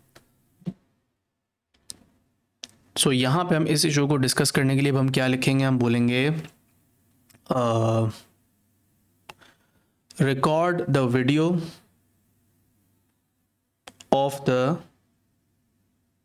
magnet being lifted and the spring being extended, full stop, then play the video back to see what was the maximum extension of the spring just before the magnet was lifted, full stop। तो हमने बहुत सारे issues यहाँ पे solve कर दिए हैं, hopefully समझ में आ रही है बातें, ठीक है। अब यहाँ पे मुझे एडिशनल, मैं मतलब डिपेंडेंट वेरिएबल के डिटेल में फुल आपने घुसना है, ये बहुत इंपॉर्टेंट चीज़ है, ठीक है। अब क्या करते हैं, टैकल करते हैं अपने बाकी वेरिएबल्स को, ठीक है। तो हमने ये वाला काम ऑलमोस्ट पूरा डिटेल में कर लिया। अब जो बाकी वेरिएबल्स हैं उनको कांस्टेंट जिनको रखना है उनको कैसे कैलकुलेट या मेजर करना है और फिर उनको कांस्टेंट कैसे रखना है ये अब हम बताएंगे, ठीक है। Alright, in order to keep the area comma length comma magnetic flux density constant, just use the same magnet throughout the experiment, full stop। in order to keep the spring constant the same, just use the same spring throughout the experiment and ensure its elastic limit is not exceeded। तो अब देखो, मुझे पता है कि मैंने theory के अंदर थोड़ा बहुत पता है कि स्प्रिंग कांस्टेंट की इलास्टिक लिमिट होती है, वो एक्सीड हो जाए तो फिर वो उसका बिहेवियर चेंज हो जाता है, तो उन चीज़ों के बारे में बातें की हैं। बट इसके बाद हमने बात करनी है जितनी चीज़ें मैं मेंशन कर रहा हूँ, area, length, magnetic flux density, spring constant को मेजर कैसे करना है। तो स्प्रिंग कांस्टेंट को कैसे मेजर करना है अब मैं बताऊँगा, ठीक है। अब आपको पता है कि आप स्प्रिंग को सस्पेंड करते हैं जनरली, अगर मैं आपको रफली यहाँ पर बता दूँ, बड़ी टेम्परेरी सा डायग्राम बना रहा हूँ। स्प्रिंग को आप यहाँ से, इस पर आप लोड अटैच करते हैं, इसके साथ एक मीटर रूल लगा होता है, लोड की वैल्यू मास होता है उसको जी से मल्टीप्लाई करते हैं, फिर उसके बाद आप क्या कहते हैं F इज इक्वल्स टू के एक्स यूज़ करते हैं, तो के की वैल्यू आ जाती है F, जो कि एसेंशली mg होगी, और upon extension of the spring से डिवाइड करेंगे तो आपके पास स्प्रिंग की जो स्प्रिंग कांस्टेंट मेजर करने की डिटेल है मैं वो बताऊंगा यहाँ पे, ठीक है। In order to measure the spring constant the following procedure must be followed, full stop. Suspend the spring from a stand, then suspend a small mass from the spring, full stop। Now measure the extension of the spring for the load applied, full stop। उसके बाद बोलो use the following expression. अब आप expression लिख दो कि spring की आप किस तरह एक्सटेंशन मेजर करते हो, तो k is equals to M G upon X लिख रहा हूँ मैं यहाँ पे। x एक्सटेंशन होगी, m एक्चुअली आपको जो आप मास हैंग करो उसका आपको मास ही पता होता है, g से मल्टीप्लाई करोगे तो आपके पास ऑब्वियसली उसकी एक्सटेंशन आ जाएगी। तो आप बताओगे use the above expression to measure the spring constant, full stop. अब यहाँ पे आप बता दो कि m क्या चीज़ है, मास g 9.81 है और मास ऑब्वियसली kg में होगा, और x जो है ये स्प्रिंग की वो एक्सटेंशन है, ये x वो वाली एक्सप्रेशन है जो हमारे मेन पार्ट एक्सपेरिमेंट का पार्ट नहीं बल्कि इससे स्प्रिंग की स्प्रिंग कांस्टेंट मेजर करने के लिए हम यूज़ करें, ठीक है जी। ये हो गया हमारे पास। अच्छा, फिर उसके बाद हमने स्प्रिंग का जब स्प्रिंग कांस्टेंट निकाल लिया तो उसके बाद हमने बताना है कि हमने मैग्नेट की मैग्नेटिक फ्लक्स डेंसिटी को कैसे मेजर करना है, ये भी बहुत इंपॉर्टेंट है, ठीक है चीज़। The magnetic flux density at the pole of the magnet will be measured as follows. Full stop. We will use a Hall probe, place it close to the pole of the magnet. Full stop. The plane of the probe should be perpendicular to the pole so that it gives the maximum reading. Full stop.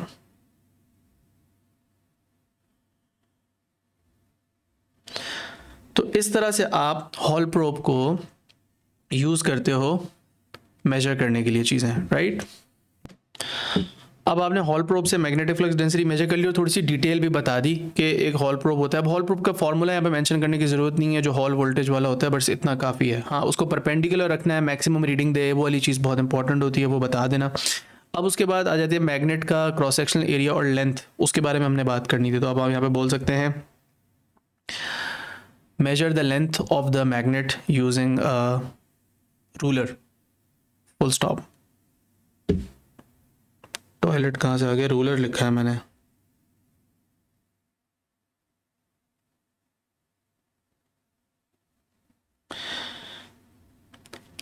अब हम cross sectional area क्या बताते हैं। Cross sectional area कैसे होता है जी? In order to measure the cross sectional area, first a vernier caliper can be used to measure the diameter of the magnet.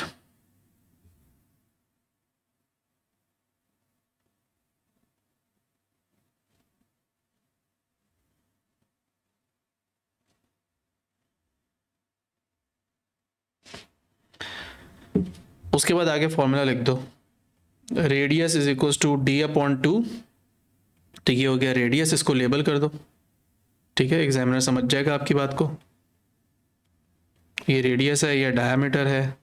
उसके बाद लिख दो एरिया, इस एक्सप्रेशन से निकाल लें, पाई आर स्क्वायर से। बाय द वे, अगर आप ये भी लिख सकते हैं कि डायरेक्टली डायमीटर से इस तरह आप एरिया निकाल सकते हैं। तो आप उसके बाद लिखोगे use the above expressions to measure the area, use the above expressions to measure the area of the magnet. Full stop.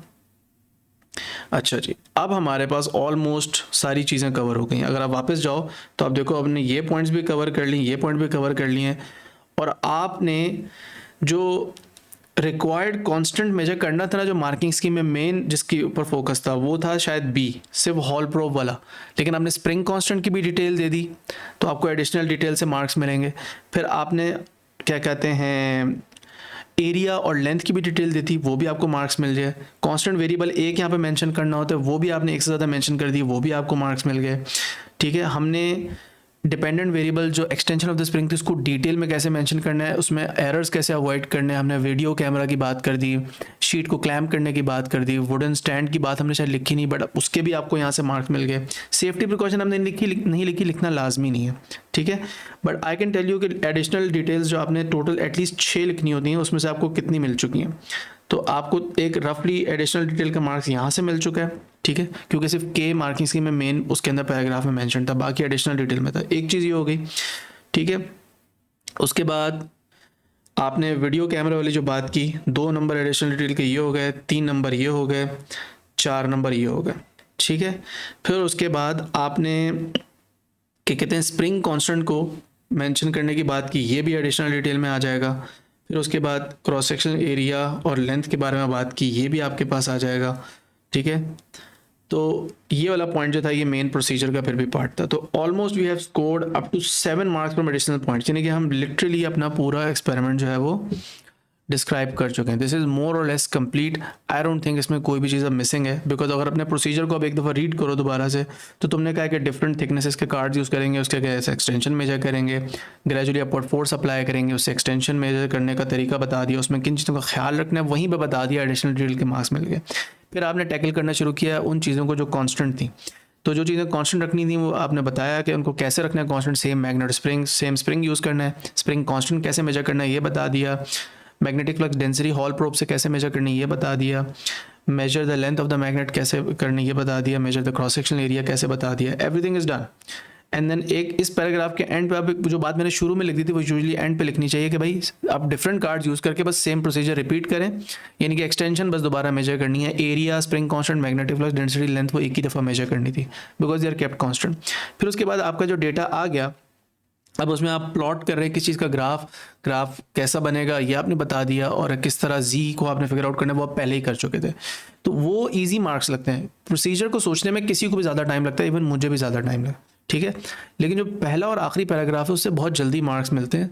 So just focus on that first and you will get 5 to 7 marks आपको शुरू में मिल जाएंगे, ठीक है। So that was basically the first question, ठीक है। Alright, अब मैं आपके सामने एक क्वेश्चन कोशिश करूंगा इस वीडियो में और कर दूं, क्योंकि ये वीडियो ऑलरेडी काफ़ी लंबी हो रही है, तो I just wanted to keep it short under an hour so that you can use it to revise and essentially gain all the concepts from question 1 on the last day before exam, ठीक है। तो अब करना ये है कि हमने एक और क्वेश्चन करना है, और ये मैंने अगेन रीसेंट पेपर से ही लिया है, ठीक है, अक्टूबर नवंबर पेपर 2024 पेपर 5-2 है, ठीक है। और इसके अंदर ये भी एक्सपेरिमेंट बहुत कोई मुश्किल नहीं है, पिछला वाला चलो फिर भी थोड़ा बहुत ट्रिकी था, लेकिन इसमें प्रोसीजर ज़्यादा आसान है, बट प्रॉब्लम इसमें इक्वेशन हल्की सी कॉम्प्लेक्स है, बट इतनी कॉम्प्लेक्स फिर भी नहीं है।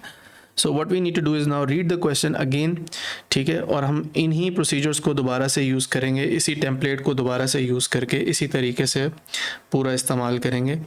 तो अगर हम क्वेश्चन पे चले जाएं तो उसको गौर से रीड करते हैं और फिर इस बारे में बात करते हैं सारी।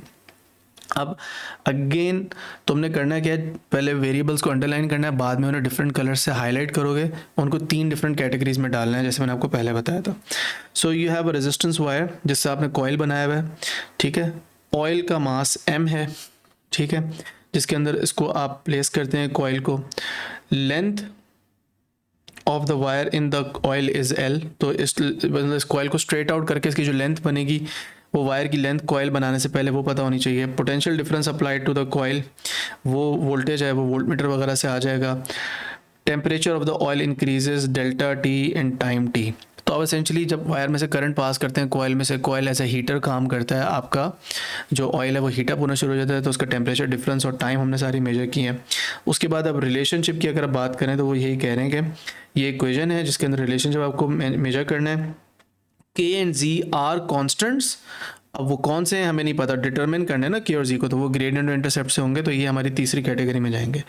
थीटा, डेल्टा थीटा और L जो है वो डिपेंडेंट और इंडिपेंडेंट वेरिएबल हैं। अभी सोचते हैं कि कौन सा डिपेंडेंट है कौन सा इंडिपेंडेंट है। कॉइल की लेंथ चेंज करने से एसेंशली कॉइल का रेजिस्टेंस चेंज होता है, यानी कि वो ज़्यादा हीटअप होता है। कॉइल जब ज़्यादा हीटअप होता है तो फिर कॉइल, या हो सकता है उसमें से करंट कम पास करे, but affecting the resistance of the coil will affect how much it will heat up, which will then affect कि कॉइल से फिर ऑयल का टेम्परेचर कितना राइज करेगा, right. So temperature should be the dependent variable over here and the length is what we will change ourself. We will have multiple coils या multiple sets of wires जिससे हम coil बनाएंगे, ठीक है, जिसकी length फिर different होंगी। तो असेंशली अब अगर हम 3 कैटेगरीज में डिवाइड करें तो पहली कैटेगरी मेरी ये बन गई डिपेंडेंट और इंडिपेंडेंट वेरिएबल की, और इसके अंदर मैंने ये भी आइडेंटिफाई कर लिया कि ये इंडिपेंडेंट है और ये डिपेंडेंट है। फिर उसके बाद मेरी जो दूसरी कैटेगरी थी उसके अंदर मैंने वो सारी चीज़ें जो मुझे मेजर भी करनी है और उनको कांस्टेंट रखना है ये भी बताना है, वो कौन कौन सी चीज़ें हैं। ऑयल का मास अब हम कांस्टेंट रखेंगे, टाइम टी को अब हम कांस्टेंट रखेंगे, ठीक है, पोटेंशियल डिफरेंस जो अप्लाई रखेंगे उसको हम कांस्टेंट करेंगे। चीज़ों को मेजर कैसे करेंगे ये भी ऑब्वियसली बताना है, लेकिन उनको जो है वो, और वी को कांस्टेंट कैसे रखना है इस पर थोड़ी सी एफर्ट लगेगी, ये बताना पड़ेगा, क्योंकि जब आप कॉइल की लेंथ चेंज करेंगे तो उसमें प्रॉब्लम यह होगा कि उसके अक्रॉस पीडी वगैरह चेंज हो सकता है, तो उसके लिए शायद हमें कोई वेरिएबल रजिस्टर चेंज करना पड़े या डिफरेंट चीज़ों को फिर हमें देखना पड़ेगा यहाँ पे, सही है।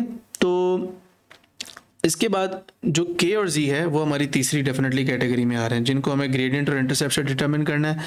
कौन सा कैसे होगा वो इक्वेशन को रीअरेंज करने के बाद पता चल जाएगा। और कोई वेरिएबल रह गया हमारा, अगर आप नोटिस करो तो इस इक्वेशन में अब हमारे पास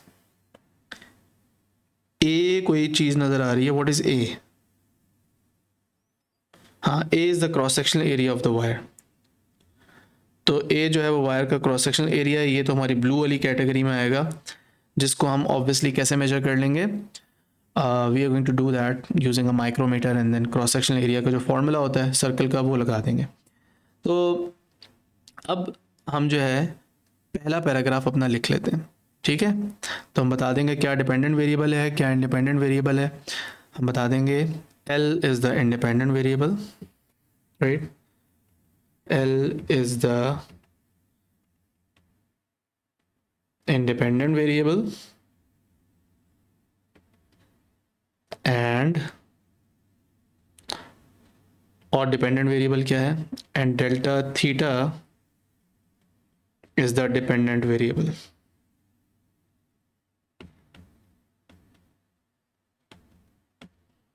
पहली चीज हो गई कौन कौन सी चीजें कांस्टेंट रखनी है, उसके अलावा जो ग्रीन वेरिएबल्स हैं और येलो वेरिएबल्स हैं, ब्लू में जितने हाईलाइट किए सबको बोल दो कांस्टेंट है, to be on the safe side.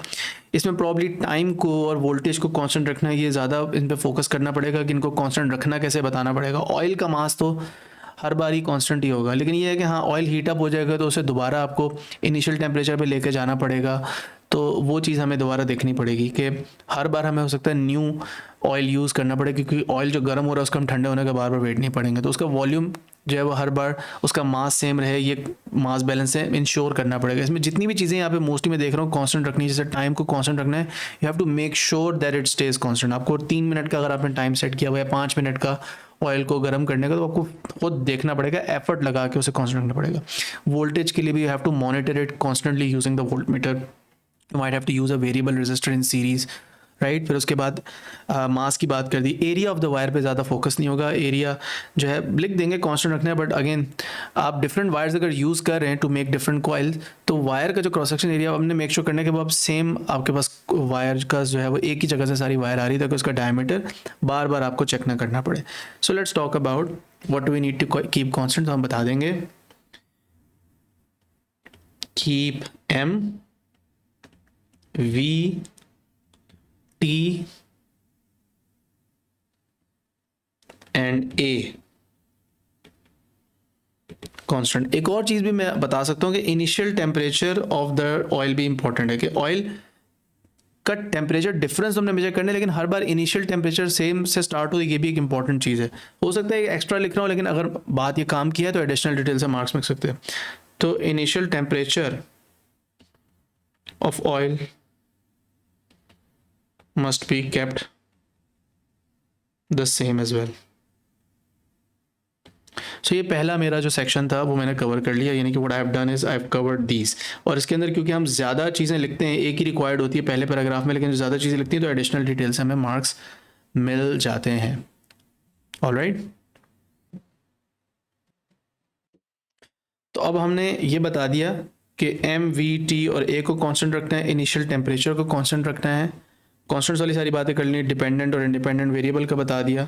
तो हमारा ये पहला सेक्शन अब कंप्लीट हो गया है, और इसके अंदर प्रॉब्ली मैंने कुछ एक दो एडिशनल डिटेल से मार्क्स ले लिए हैं, because I have mention more variables than required in the first paragraph already, तो एडिशनल डिटेल से मार्क्स मिल जाते हैं।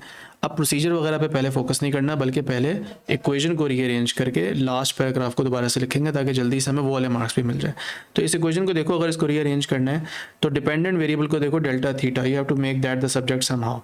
तो अगर मैं डेल्टा थीटा को इधर ही रखूँ और जी को उधर जाके माइनस कर दूँ और एम और के को उधर जाके डिवाइड कर दूँ, तो डेल्टा थीटा सब्जेक्ट बन जाएगा।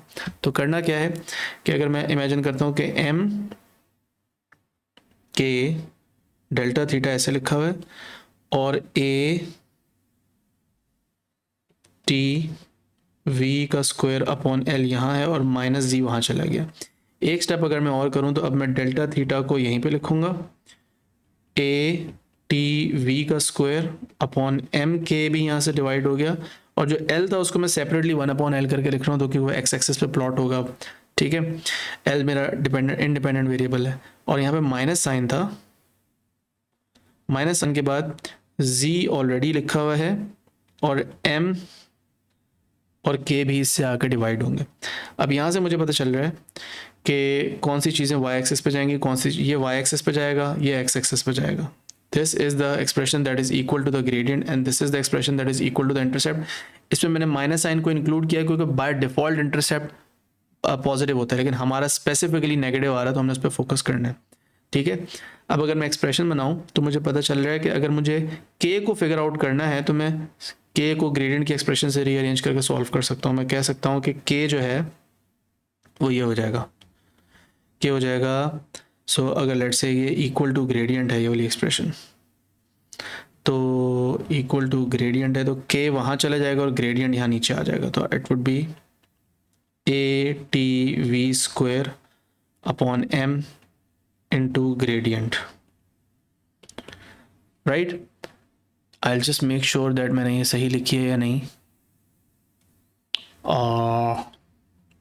If I am not wrong तो ये ठीक है बिल्कुल, या दिस इज करेक्ट। तो ये मेरी पहली एक्सप्रेशन हो गई ग्रेडियंट की, जिससे मैंने बता दिया के को कैसे फिगर आउट करूंगा। और फिर के को फिगर आउट करने के बाद हमें बताना है कि हमने जी को कैसे फिगर आउट करना है, तो वहाँ पे इंटरसेप्ट की इक्वेशन यूज़ होगी।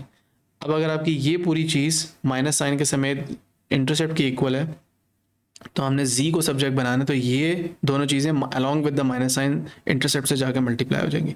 तो it will be G is equals to minus M K into Y intercept.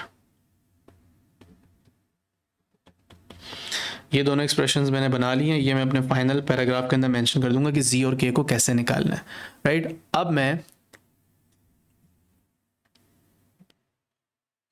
Alright, अब मैं अपना फाइनल पैराग्राफ मेंशन करूंगा। उसके अंदर सबसे पहले मैं बोलूंगा प्लॉट अ ग्राफ ऑफ, तो आखिरी की बस 4 लाइनें 5 लाइनें उसके लिए काफ़ी होती हैं। तो से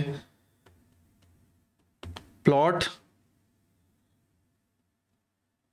अ graph of and then you need to plot a graph of what, delta theta on Y axis and 1 upon L on the X axis, right. तो इसको ऐसे लिखेंगे delta theta on Y axis and 1 upon L on X axis. अब देखो, अगर आपको logs की equations rearrange करने में प्रॉब्लम होता है और वो सारी चीज़ें, तो मेरी दूसरी वीडियो जो प्लेलिस्ट में बनी है, मैं कोशिश करूँगा डिस्क्रिप्शन में लिंक डाल दूँ, बट काइंडली वॉच दैट, ताकि आपकी अगर लॉग्स वाली या नेचुरल लॉग्स वाली इक्वेशन आती है, एक्सपोनेंशियल इक्वेशन, तो उसको रीअरेंज करना भी आपके फिंगर टिप्स पे हो, ठीक है। और क्वेश्चन 2 में भी ऑब्वियसली वो आपका स्किल इस्तेमाल होगा। अच्छा जी, फिर उसके बाद आपने ये बता दिया, अब बोलोगे the relationship is valid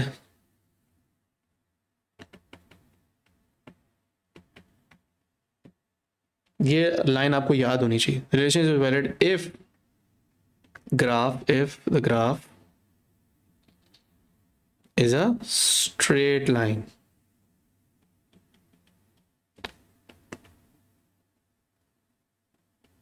passing through, अब नॉट 0,0 बट 0, और फिर जो y इंटरसेप्ट की एक्सप्रेशन थी, y इंटरसेप्ट की एक्सप्रेशन में अब वो वाली एक्सप्रेशन जो इधर आई थी माइनस जी अपॉन एम के, राइट। तो यू गोना से 0, माइनस जी अपॉन एम के, ये आपका y इंटरसेप्ट की आपने एक्सप्रेशन दी कि यहाँ से ये पास करेगी इक्वेशन, और ऑब्वियसली 0,0 से पास नहीं करेगी। फिर आपकी लास्ट लाइन होती है जिसमें आप बताते हो कि how you would determine k and z using, and then you just gonna write your expressions. So I'm just gonna make some space, जगह मैंने थोड़ी कम छोड़ी थी, यहाँ पे अब मैं एक्सप्रेशंस लिख दूंगा। तो वही एक्सप्रेशंस बस मैंने यहाँ पे कॉपी पेस्ट कर देनी है, हम उनको यहाँ पे कॉपी पेस्ट कर लेते हैं, टाइम बचाते हैं अपना थोड़ा सा। मैं अपनी दोनों एक्सप्रेशंस को वहाँ पे कॉपी कर लूँगा और हमारे पास अपना आंसर आ जाएगा। ये हमारा लास्ट पैराग्राफ भी कंप्लीट हो गया। You don't need to circle or square your equations at all. ये हो गया हमारे पास last paragraph. So again you have scored like 5 to 7 marks, around 6 marks already.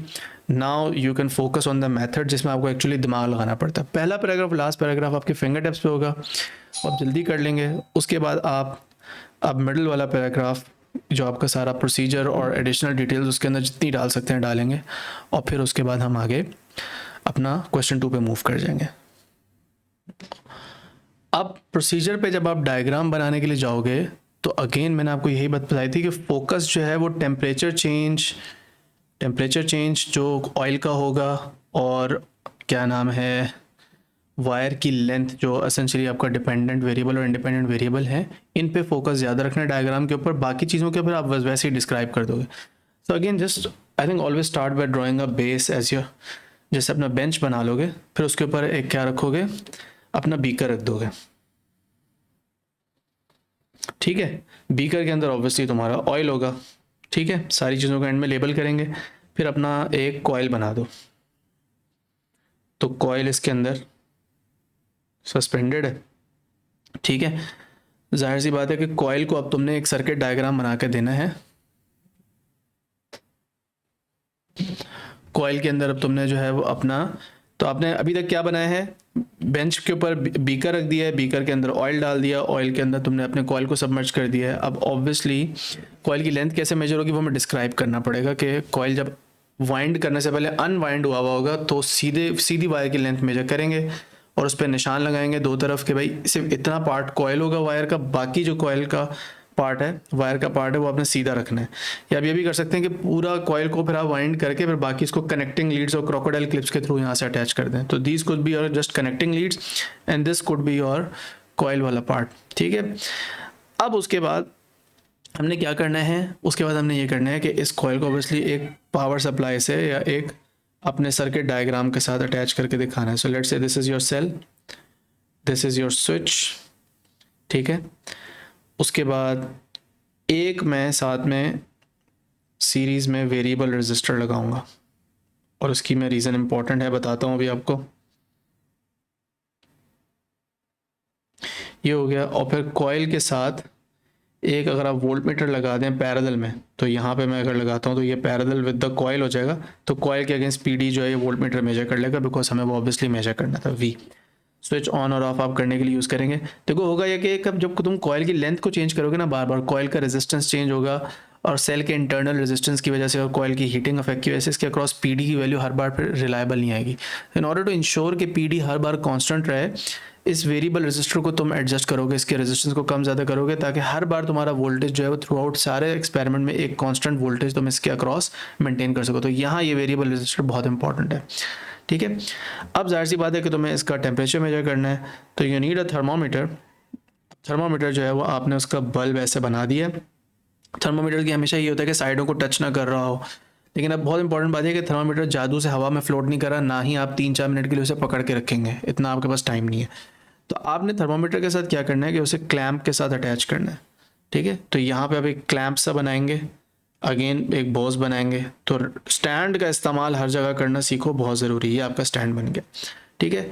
अब चीज़ों को आप लेबल करना शुरू कर सकते हैं। आई थिंक दिस इज़ मोर और लेस डन। स्टॉप वॉच अलग से बनाने की जरूरत नहीं है, जैसे कि हाँ भाई टाइमर जो है, स्टॉप वॉच जैसे आप मेजर करेंगे टाइम की वैल्यू को और टाइम को कांस्टेंट रखेंगे हर बार, ठीक है। Now voltmeter is also a symbol, electrical symbol, तो you don't really need to label it. The things that need to be labelled are जिनके खास इलेक्ट्रिकल सिंबल्स नहीं होते, वो चीज़ें हैं जैसे आपके पास। तो अब आप बताएंगे यार ये देखो ये मेरा बेंच है, I hope this colour is visible, ये मेरा ऑयल है, ये मेरा थर्मोमीटर है, दिस इज़ माई स्टैंड, ठीक है। And then this is important कि ये मेरा कॉइल है। बाकी चीज़ें मोर और लेस बहुत ज़्यादा सिंपल सी हैं, तो उसके लिए आपको बहुत एफर्ट लगाने की ज़रूरत नहीं है कि वो क्या है, ठीक है। मतलब इलेक्ट्रिकल सिंबल्स वो वाइडली नोन होते हैं, तो they don't expect you to write and label them, but stand और वो सारी चीज़ें, थर्मोमीटर, वो सब चीज़ें आप लेबल कर दो, ठीक है।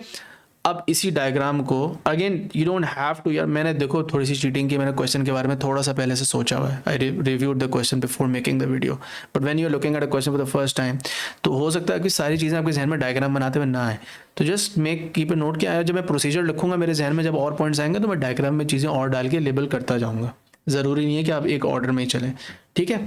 फिलहाल what we have done is we have completed the diagram. Now we need to mention how to measure the independent variable and how to vary the independent variable and how to measure it. So what was the independent variable? L was the independent variable, यानी कि coil की length जो कि oil में submerged है। अब इसके दो तरीके हो सकते हैं, अगर आपके पास ऑलरेडी गिवन कॉइल्स हैं, यानी कि अगर कॉइल्स हैं और वो उसके अंदर से भी होगा कि कॉइल सारे आपके पास आइडेंटिकल कॉइल्स होंगे, उनका क्रॉस सेक्शनल एरिया आइडेंटिकल होना चाहिए, यानी कि कॉइल कितना जो है वो सामने से कितना जो है वो थिक है, कितने उसके अंदर सर्कमफेरेंस कितना है सारे टर्न्स का, वो सेम होना चाहिए, लेकिन नंबर ऑफ टर्न्स सारे कॉइल में डिफरेंट होंगे। तो अगर आप कॉइल का वर्नियर कैलिपर से या माइक्रोमीटर से डायमीटर मेजर कर लें, उससे उसका सर्कमफेरेंस निकाल लें 2πr करके, और फिर नंबर ऑफ टर्न से मल्टीप्लाई करते हैं तो टोटल कॉइल की लेंथ आ जाएगी जो उसके जितने भी लूप्स हैं। दूसरा जो ज़रा आसान तरीका है जिसमें इतने लंबी चौड़ी सोचने की ज़रूरत नहीं, वो ये है कि भाई आपके पास जब वायर खुली हुई है तो उसका आप सीधी वायर का लेंथ मेजर कर लो, उस पर दो तरफ निशान लगा दो कि कितनी कॉइल करनी है, फिर वो वाला पार्ट जो है वायर का जहाँ पे आप निशान लगा दिए वो कॉइल कर दिया, बाकी जो फिर उसके लूज एंड्स हैं वो अपने क्रोकोडाइल क्लिप से बाकी सर्किट से अटैच कर दिए। तो हम इसी तरह करेंगे सिंपल वाला कि हम बोलेंगे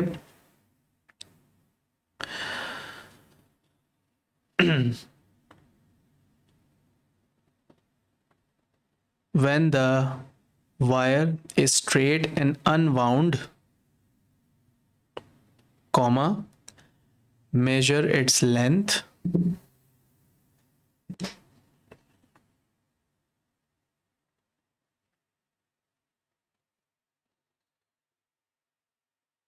using a meter rule, full stop. You should have different lengths of wires available, but they should all have the same diameter or cross-sectional area, full stop. Then mark 2 points, on the wires between which the wire is going to be coiled, full stop. After winding the coil, connect the loose ends using crocodile clips to the circuit shown in the diagram above, full stop. तो हमने essentially पूरी detail में बता दी है, length metre rule से major होगी, different wires हमारे पास होंगी लेकिन सबका क्रॉस सेक्शन एरिया सेम होगा, डिफरेंट लेंथ्स की वायर्स अवेलेबल होंगी। उसके बाद जो एक वायर होगी उसके हम दो तरफ निशान लगा के कोई भी एक वायर ली, लेट्स से हम पहले 50 सेंटीमीटर की वायर यूज़ कर रहे हैं तो उसके 50 सेंटीमीटर के डिस्टेंस पे दो निशान लगाए, ठीक है, और हमने उसको क्या किया, कॉइल अप करके और फिर उसके बाद हमने क्रोकोडाइल क्लिप से उसको बाकी सर्किट से अटैच कर दिया, तो हमारी लेंथ मेजर हो गई। अब उसके बाद लेंथ के ऊपर फोकस कर लिया, डिटेल में भी चले गए, पता नहीं इसमें शायद हमें कोई एडिशनल डिटेल भी मिल जाए, बट डिफरेंट वायर्स यूज़ करनी है भी बता दिया। अब हम बताना डिपेंडेंट वेरिएबल कैसे मेजर करना है। तो once the wire is connected, right, and once the coil is connected, you have to take the initial temperature of the oil जो कि रूम टेम्परेचर पे होना चाहिए, ठीक है। उसके बाद आपने, अब टेम्परेचर आपका याद रखोगे डिपेंडेंट वेरिएबल है, तो अभी टेम्परेचर पे फोकस करेंगे। टेम्परेचर पे हम फोकस इस तरह करेंगे कि भाई हम इनिशियल टेम्परेचर ऑयल का लेंगे और हर बार इनिशियल टेम्परेचर सेम रखेंगे। फिर उसके बाद हमने ये करना है कि स्विच को क्लोज करना है, ठीक है, और अपनी मर्जी का एक वोल्टेज डिसाइड कर लिया। For example if you are saying कि कॉइल के अक्रॉस हमेशा 6 वोल्ट्स का वोल्टेज होना चाहिए या 12 वोल्ट्स का वोल्टेज होना चाहिए, तो अपने वेरिएबल रजिस्टर को एडजस्ट करके अपना वो वोल्टेज अचीव करना है। उसके बाद आप जो है वो कॉइल का क्या नाम है, स्विच को क्लोज करेंगे, करंट फ्लो करना शुरू करेगा। इनिशियल टेम्परेचर आपने उस टाइम पे मेजर कर लेना है। इनिशियल टेम्परेचर मेजर करने के बाद आपने फ़ौरन ही अपना साथ में टाइमर को स्टार्ट करना है। टाइमर स्टार्ट होगा, let's say you have decided कि आपने जितने भी एक्सपेरिमेंट्स हैं, जितने भी लेंथ ऑफ कॉइल यूज़ करें, तो आपने 3 मिनट का टाइम फिक्स कर लिया, एक sensible value they the, but एक टाइम की फिक्स्ड वैल्यू होगी हमेशा। इनिशियल टेम्परेचर भी हमेशा कोशिश करेंगे सेम रहे, वोल्टेज को भी थ्रू आउट कॉन्स्टेंट रखना है। फिर 3 मिनट के बाद आपने स्विच ऑफ करके फाइनल टेम्परेचर ले लेना है, ठीक है, और उसमें जो प्रिकॉशंस और सारी चीज़ें आएंगी वो हम बीच में मेंशन कर देंगे। तो अब हम यहाँ पे बात कर सकते हैं फॉर एग्जांपल के, so let's focus on the part where we are talking about the temperature, right? Initial temperature of the oil must be the same every time and it will be measured with the thermometer, full stop. Final temperature will also be measured with the thermometer, but the oil should be stirred before taking the measurement so that it is uniformly heated, full stop. ये एक precaution तो नहीं है, ये कि thermal के experiment में usually एक पॉइंट बहुत इजीली रिपीटेबल होता है। आप लोगों ने ओ लेवल की ईटीपी में भी शायद पढ़ा होगा कि जो चीज़ें आप हीट करते हैं उनको स्टर करते हैं तो यूनिफॉर्मली हीट होते हैं, तो सही से एक्यूरेट टेम्परेचर की मेजरमेंट आती है। अच्छा, अब ये बात ज़्यादा फजूल सी थी कि इनिशियल टेम्परेचर और फाइनल टेम्परेचर दोनों थर्मोमीटर से मेजर करना है, काइंड ऑफ ऑब्वियस। अब बात ये करेंगे कि हम कहेंगे once the coil is submerged in oil, coil, comma, take the initial temperature reading, comma, close the switch, comma, start the stopwatch, comma, let the oil heat for a fixed amount of time, full stop. After the fixed amount of time has ended, stop the stopwatch and take the final reading of the temperature, full stop. इसमें एक point मैं और add करना चाहूंगा, मैं यहाँ पे बोल देता हूं, use the variable resistor to adjust the voltage and keep it constant throughout the experiment, full stop. तो अब हमने ऑलमोस्ट सारा ही प्रोसीजर यहाँ पे डिस्कस कर लिया है, और मैंने असेंशली, मेरा गोल नहीं था यहाँ पे, लेकिन मेरे जहन में आता गया तो मैं लिखता गया। लेकिन असेंशली इसमें ना सिर्फ डिपेंडेंट और इंडिपेंडेंट वेरिएबल डिस्कस हो गए, लेकिन वी की भी डिस्कशन हो गई है, टाइम की भी डिस्कशन हो गई है, फिक्स्ड अमाउंट ऑफ टाइम रखना है वो भी डिस्कस हो गया। सो काइंड ऑफ हमने यहाँ पे असेंशली एल की मेजरमेंट की भी बात कर ली, डेल्टा थीटा की भी मेजरमेंट की हमने बात कर ली, फिर बाकी जो कॉन्स्टेंट्स थे जैसे टाइम की बात थी, अब उसको मेजर करना कोई इतना मुश्किल नहीं था, टाइम के ऊपर भी बात कर ली यहाँ पे, फिर उसके बाद वोल्टेज के ऊपर भी बात कर ली कि वेरिएबल रजिस्टर को यूज़ करके एडजस्ट करना है। अच्छा, अब हमने और क्या क्या कांस्टेंट रखना था उसके बारे में बात कर लेते हैं। मास के बारे में बात करेंगे, वी और टी के बारे में बात हो चुकी है, एरिया के बारे में बात कर लेंगे, ठीक है। अब हम मास के बारे में बात करेंगे। In order to measure the mass of the oil in the beaker, first take the mass of the empty beaker, comma, then add the oil to it, comma,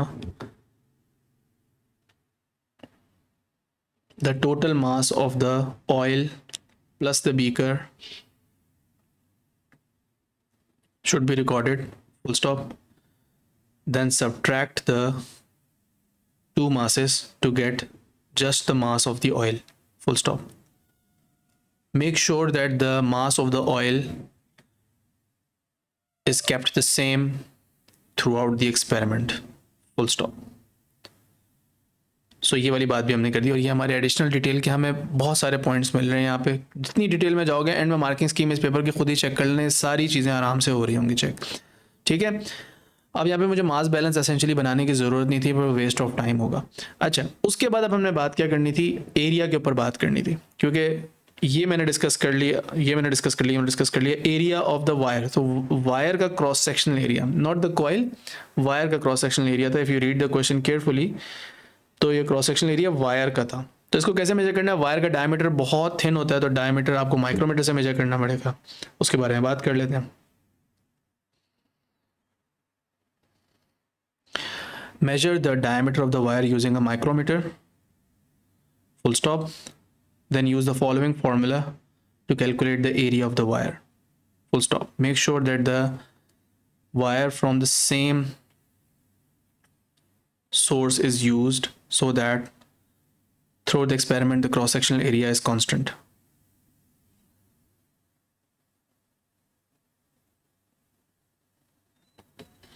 तो अब वो जो फॉर्मूला है वो क्या है जी, एरिया होता है पाई डी स्क्वायर अपॉन 4, और यू कैन आइदर राइट कि भाई पहले डी को डिवाइडेड बाय 2 करो, आर निकालो, फिर पाई आर स्क्वायर यूज़ कर लो, because I know a lot of student को ये वाला फॉर्मूला नहीं पता होता, सिर्फ पाई आर स्क्वायर पता होता है, तो ये उसी से ही डिराइव हुआ है, इतना कोई मुश्किल बात नहीं है। तो अब essentially we have covered all our basis. अब हम यहाँ पे एम और वी के ऊपर, एम और ए को भी कवर कर चुके हैं, तो we have covered this. How to keep them constant, ये भी साथ साथ ही डिस्कस हो गया। अगर नेचुरल फ्लो में चीज़ों को लिखोगे लॉजिकली तो देखो ये पॉइंट्स खुद ही हिट होते जाएंगे। अब लास्ट वाले पॉइंट्स हम ऑलरेडी कवर कर चुके हैं, सो हमारे एडिशनल डिटेल में से भी काफ़ी चीज़ें आ गई, but just think about safety precautions now for a minute. Safety precautions and how to you basically, यानी कि what are the hazards and what are the safety. Hot oil से आप डील करो, that could be a problem, wear gloves may be, minimize the uncertainty in that, how to make the detail I think हम already cover कर चुके हैं। Sensible values of independent variable पे मैं नहीं जाऊँगा, वायर की लेंथ कितनी लेनी है मैं नहीं बता रहा, I don't feel comfortable giving that piece of information मुझे नहीं लगता कि वो इतनी हम एग्जैक्ट जा सकते हैं चीज़ों पे। तो यहाँ पे सेफ्टी प्रिकॉशंस और अनसर्टनिटीज यानी कि एक्यूरेसी प्रिसीजन को कैसे बढ़ा सकते हैं उस पर बारे में बात कर लेते हैं, but the rest of it is basically done. तो अब अगर मैं बात करूँ तो सेफ्टी प्रिकॉशन की बात करें तो हम कह सकते हैं working with hot oil can be dangerous, so throughout the experiment wear gloves, full stop। यहाँ भी आपको एडिशनल डिटेल से पॉइंट मिल गया। फिर उसके बाद हीट से रिलेटेड एक्सपेरिमेंट है, तो हीट लॉस भी हो रहा है, तो हीट लॉस को अवॉइड करने के लिए अब ये अनसर्टनिटीज़ और एरर्स को अवॉइड करें। तो हीट लॉस को अवॉइड करने के लिए आप क्या करेंगे, इंसुलेशन ऐड कर देंगे। Heat can be lost to the surroundings, full stop. To avoid that we can insulate the beaker with a layer of wool, full stop। उसके बाद हीट लॉस के अलावा और कोई इस एक्सपेरिमेंट में आपकी जो हैं वो चीज़ें आ सकती हैं। Definitely I think there could be a bunch of things. हमने सेफ्टी प्रिकॉशन भी डिस्कस कर ली, हीट लॉस भी डिस्कस कर लिया। ऑयल को स्टर करना था, यूनिफॉर्म हीट वाली बात करनी थी, वो पहले ही कर दी, तो वो एडिशनल डिटेल में आपको मार्क्स ऑलरेडी मिल चुके हैं। आई थिंक उसके अलावा भी कोई हीट रिलेटेड एक्सपेरिमेंट में चीज़ें आ सकती हैं, but if you count your marks now there should be more than 15 already, because this paragraph contained a lot of info. We discussed about almost all the variables, फिर बाकी variables भी हमने discuss कर लिए, and then basically we have also written the last paragraph already and all the expressions, so this is more than enough। and again diagram को over complicate और ज़्यादा खूबसूरत बनाने की कोशिश नहीं करनी। keep the essential things जो कि dependent variable को measure करने का main goal होता है, और इंडिपेंडेंट वेरिएबल भी साथ में। अब इंडिपेंडेंट वेरिएबल जो था वो यहाँ पे लेंथ ऑफ द कॉइल थी, उसको मेजर करने के लिए मैं पूरा थोड़ा साइड में वायर को अनवाइंड करके मीटर रूल के साथ थोड़ी दिखाऊंगा, तो वो मेन काम नहीं है। ठीक है, ये हो गया हमारे पास सारा का सारा ये वाला एक्सपेरिमेंट भी डिस्क्राइब। ठीक है, now you need to practice more past papers from the recent years and try to do practice equations के लॉग्स वाली इक्वेशंस जो है उनको कैसे रीअरेंज करना पड़ता है, कहाँ पे लॉग्स इस्तेमाल होते हैं नहीं होते। उसके लिए मैं अपनी वीडियोस के लिंक डिस्क्रिप्शन में कोशिश करूँगा डाल दूँ, ताकि फिर आप क्या कहते हैं उनको भी देख लें। But this class was just there to give you a full description के क्वेश्चन 1 शुरू से एंड तक उससे डील कैसे करते हैं, और हर 3 कैटेगरीज जो मैंने वेरिएबल्स की बताई वो बहुत काम की चीज़ है, और किस तरह आपने टैकल कैसे करना है क्वेश्चन को, अपना जो एक फ्रेमवर्क बनाना है वो आपको मिल गया। Now you some questions will be hard, some questions will be easy. एक चीज़ जो मैं और आपको बता दूँ वो ये है कि CROs और लाइट गेट्स, इन दो चीज़ों का इस्तेमाल, CRO खास तौर पर टाइम बेस रिलेटेड कैलकुलेशंस भी आपको बतानी आनी चाहिए, और लाइट गेट के अंदर स्पीड मेजर करनी है या किसी चीज़ की लेंथ मेजर करनी है, तो लाइट गेट आपको टाइम की वैल्यू देता है और फिर उसको आप चीज़ों की लेंथ से या कार्ड की लेंथ से डिवाइड करके स्पीड निकाल लेते हैं, उसकी बहुत इंपॉर्टेंस है। या एक जगह से दूसरी जगह चीज़ को शॉर्ट टाइम में ट्रैवल करने में कितनी देर लग रही है, इसमें आपके लाइट गेट्स की बहुत इंपॉर्टेंस होती है।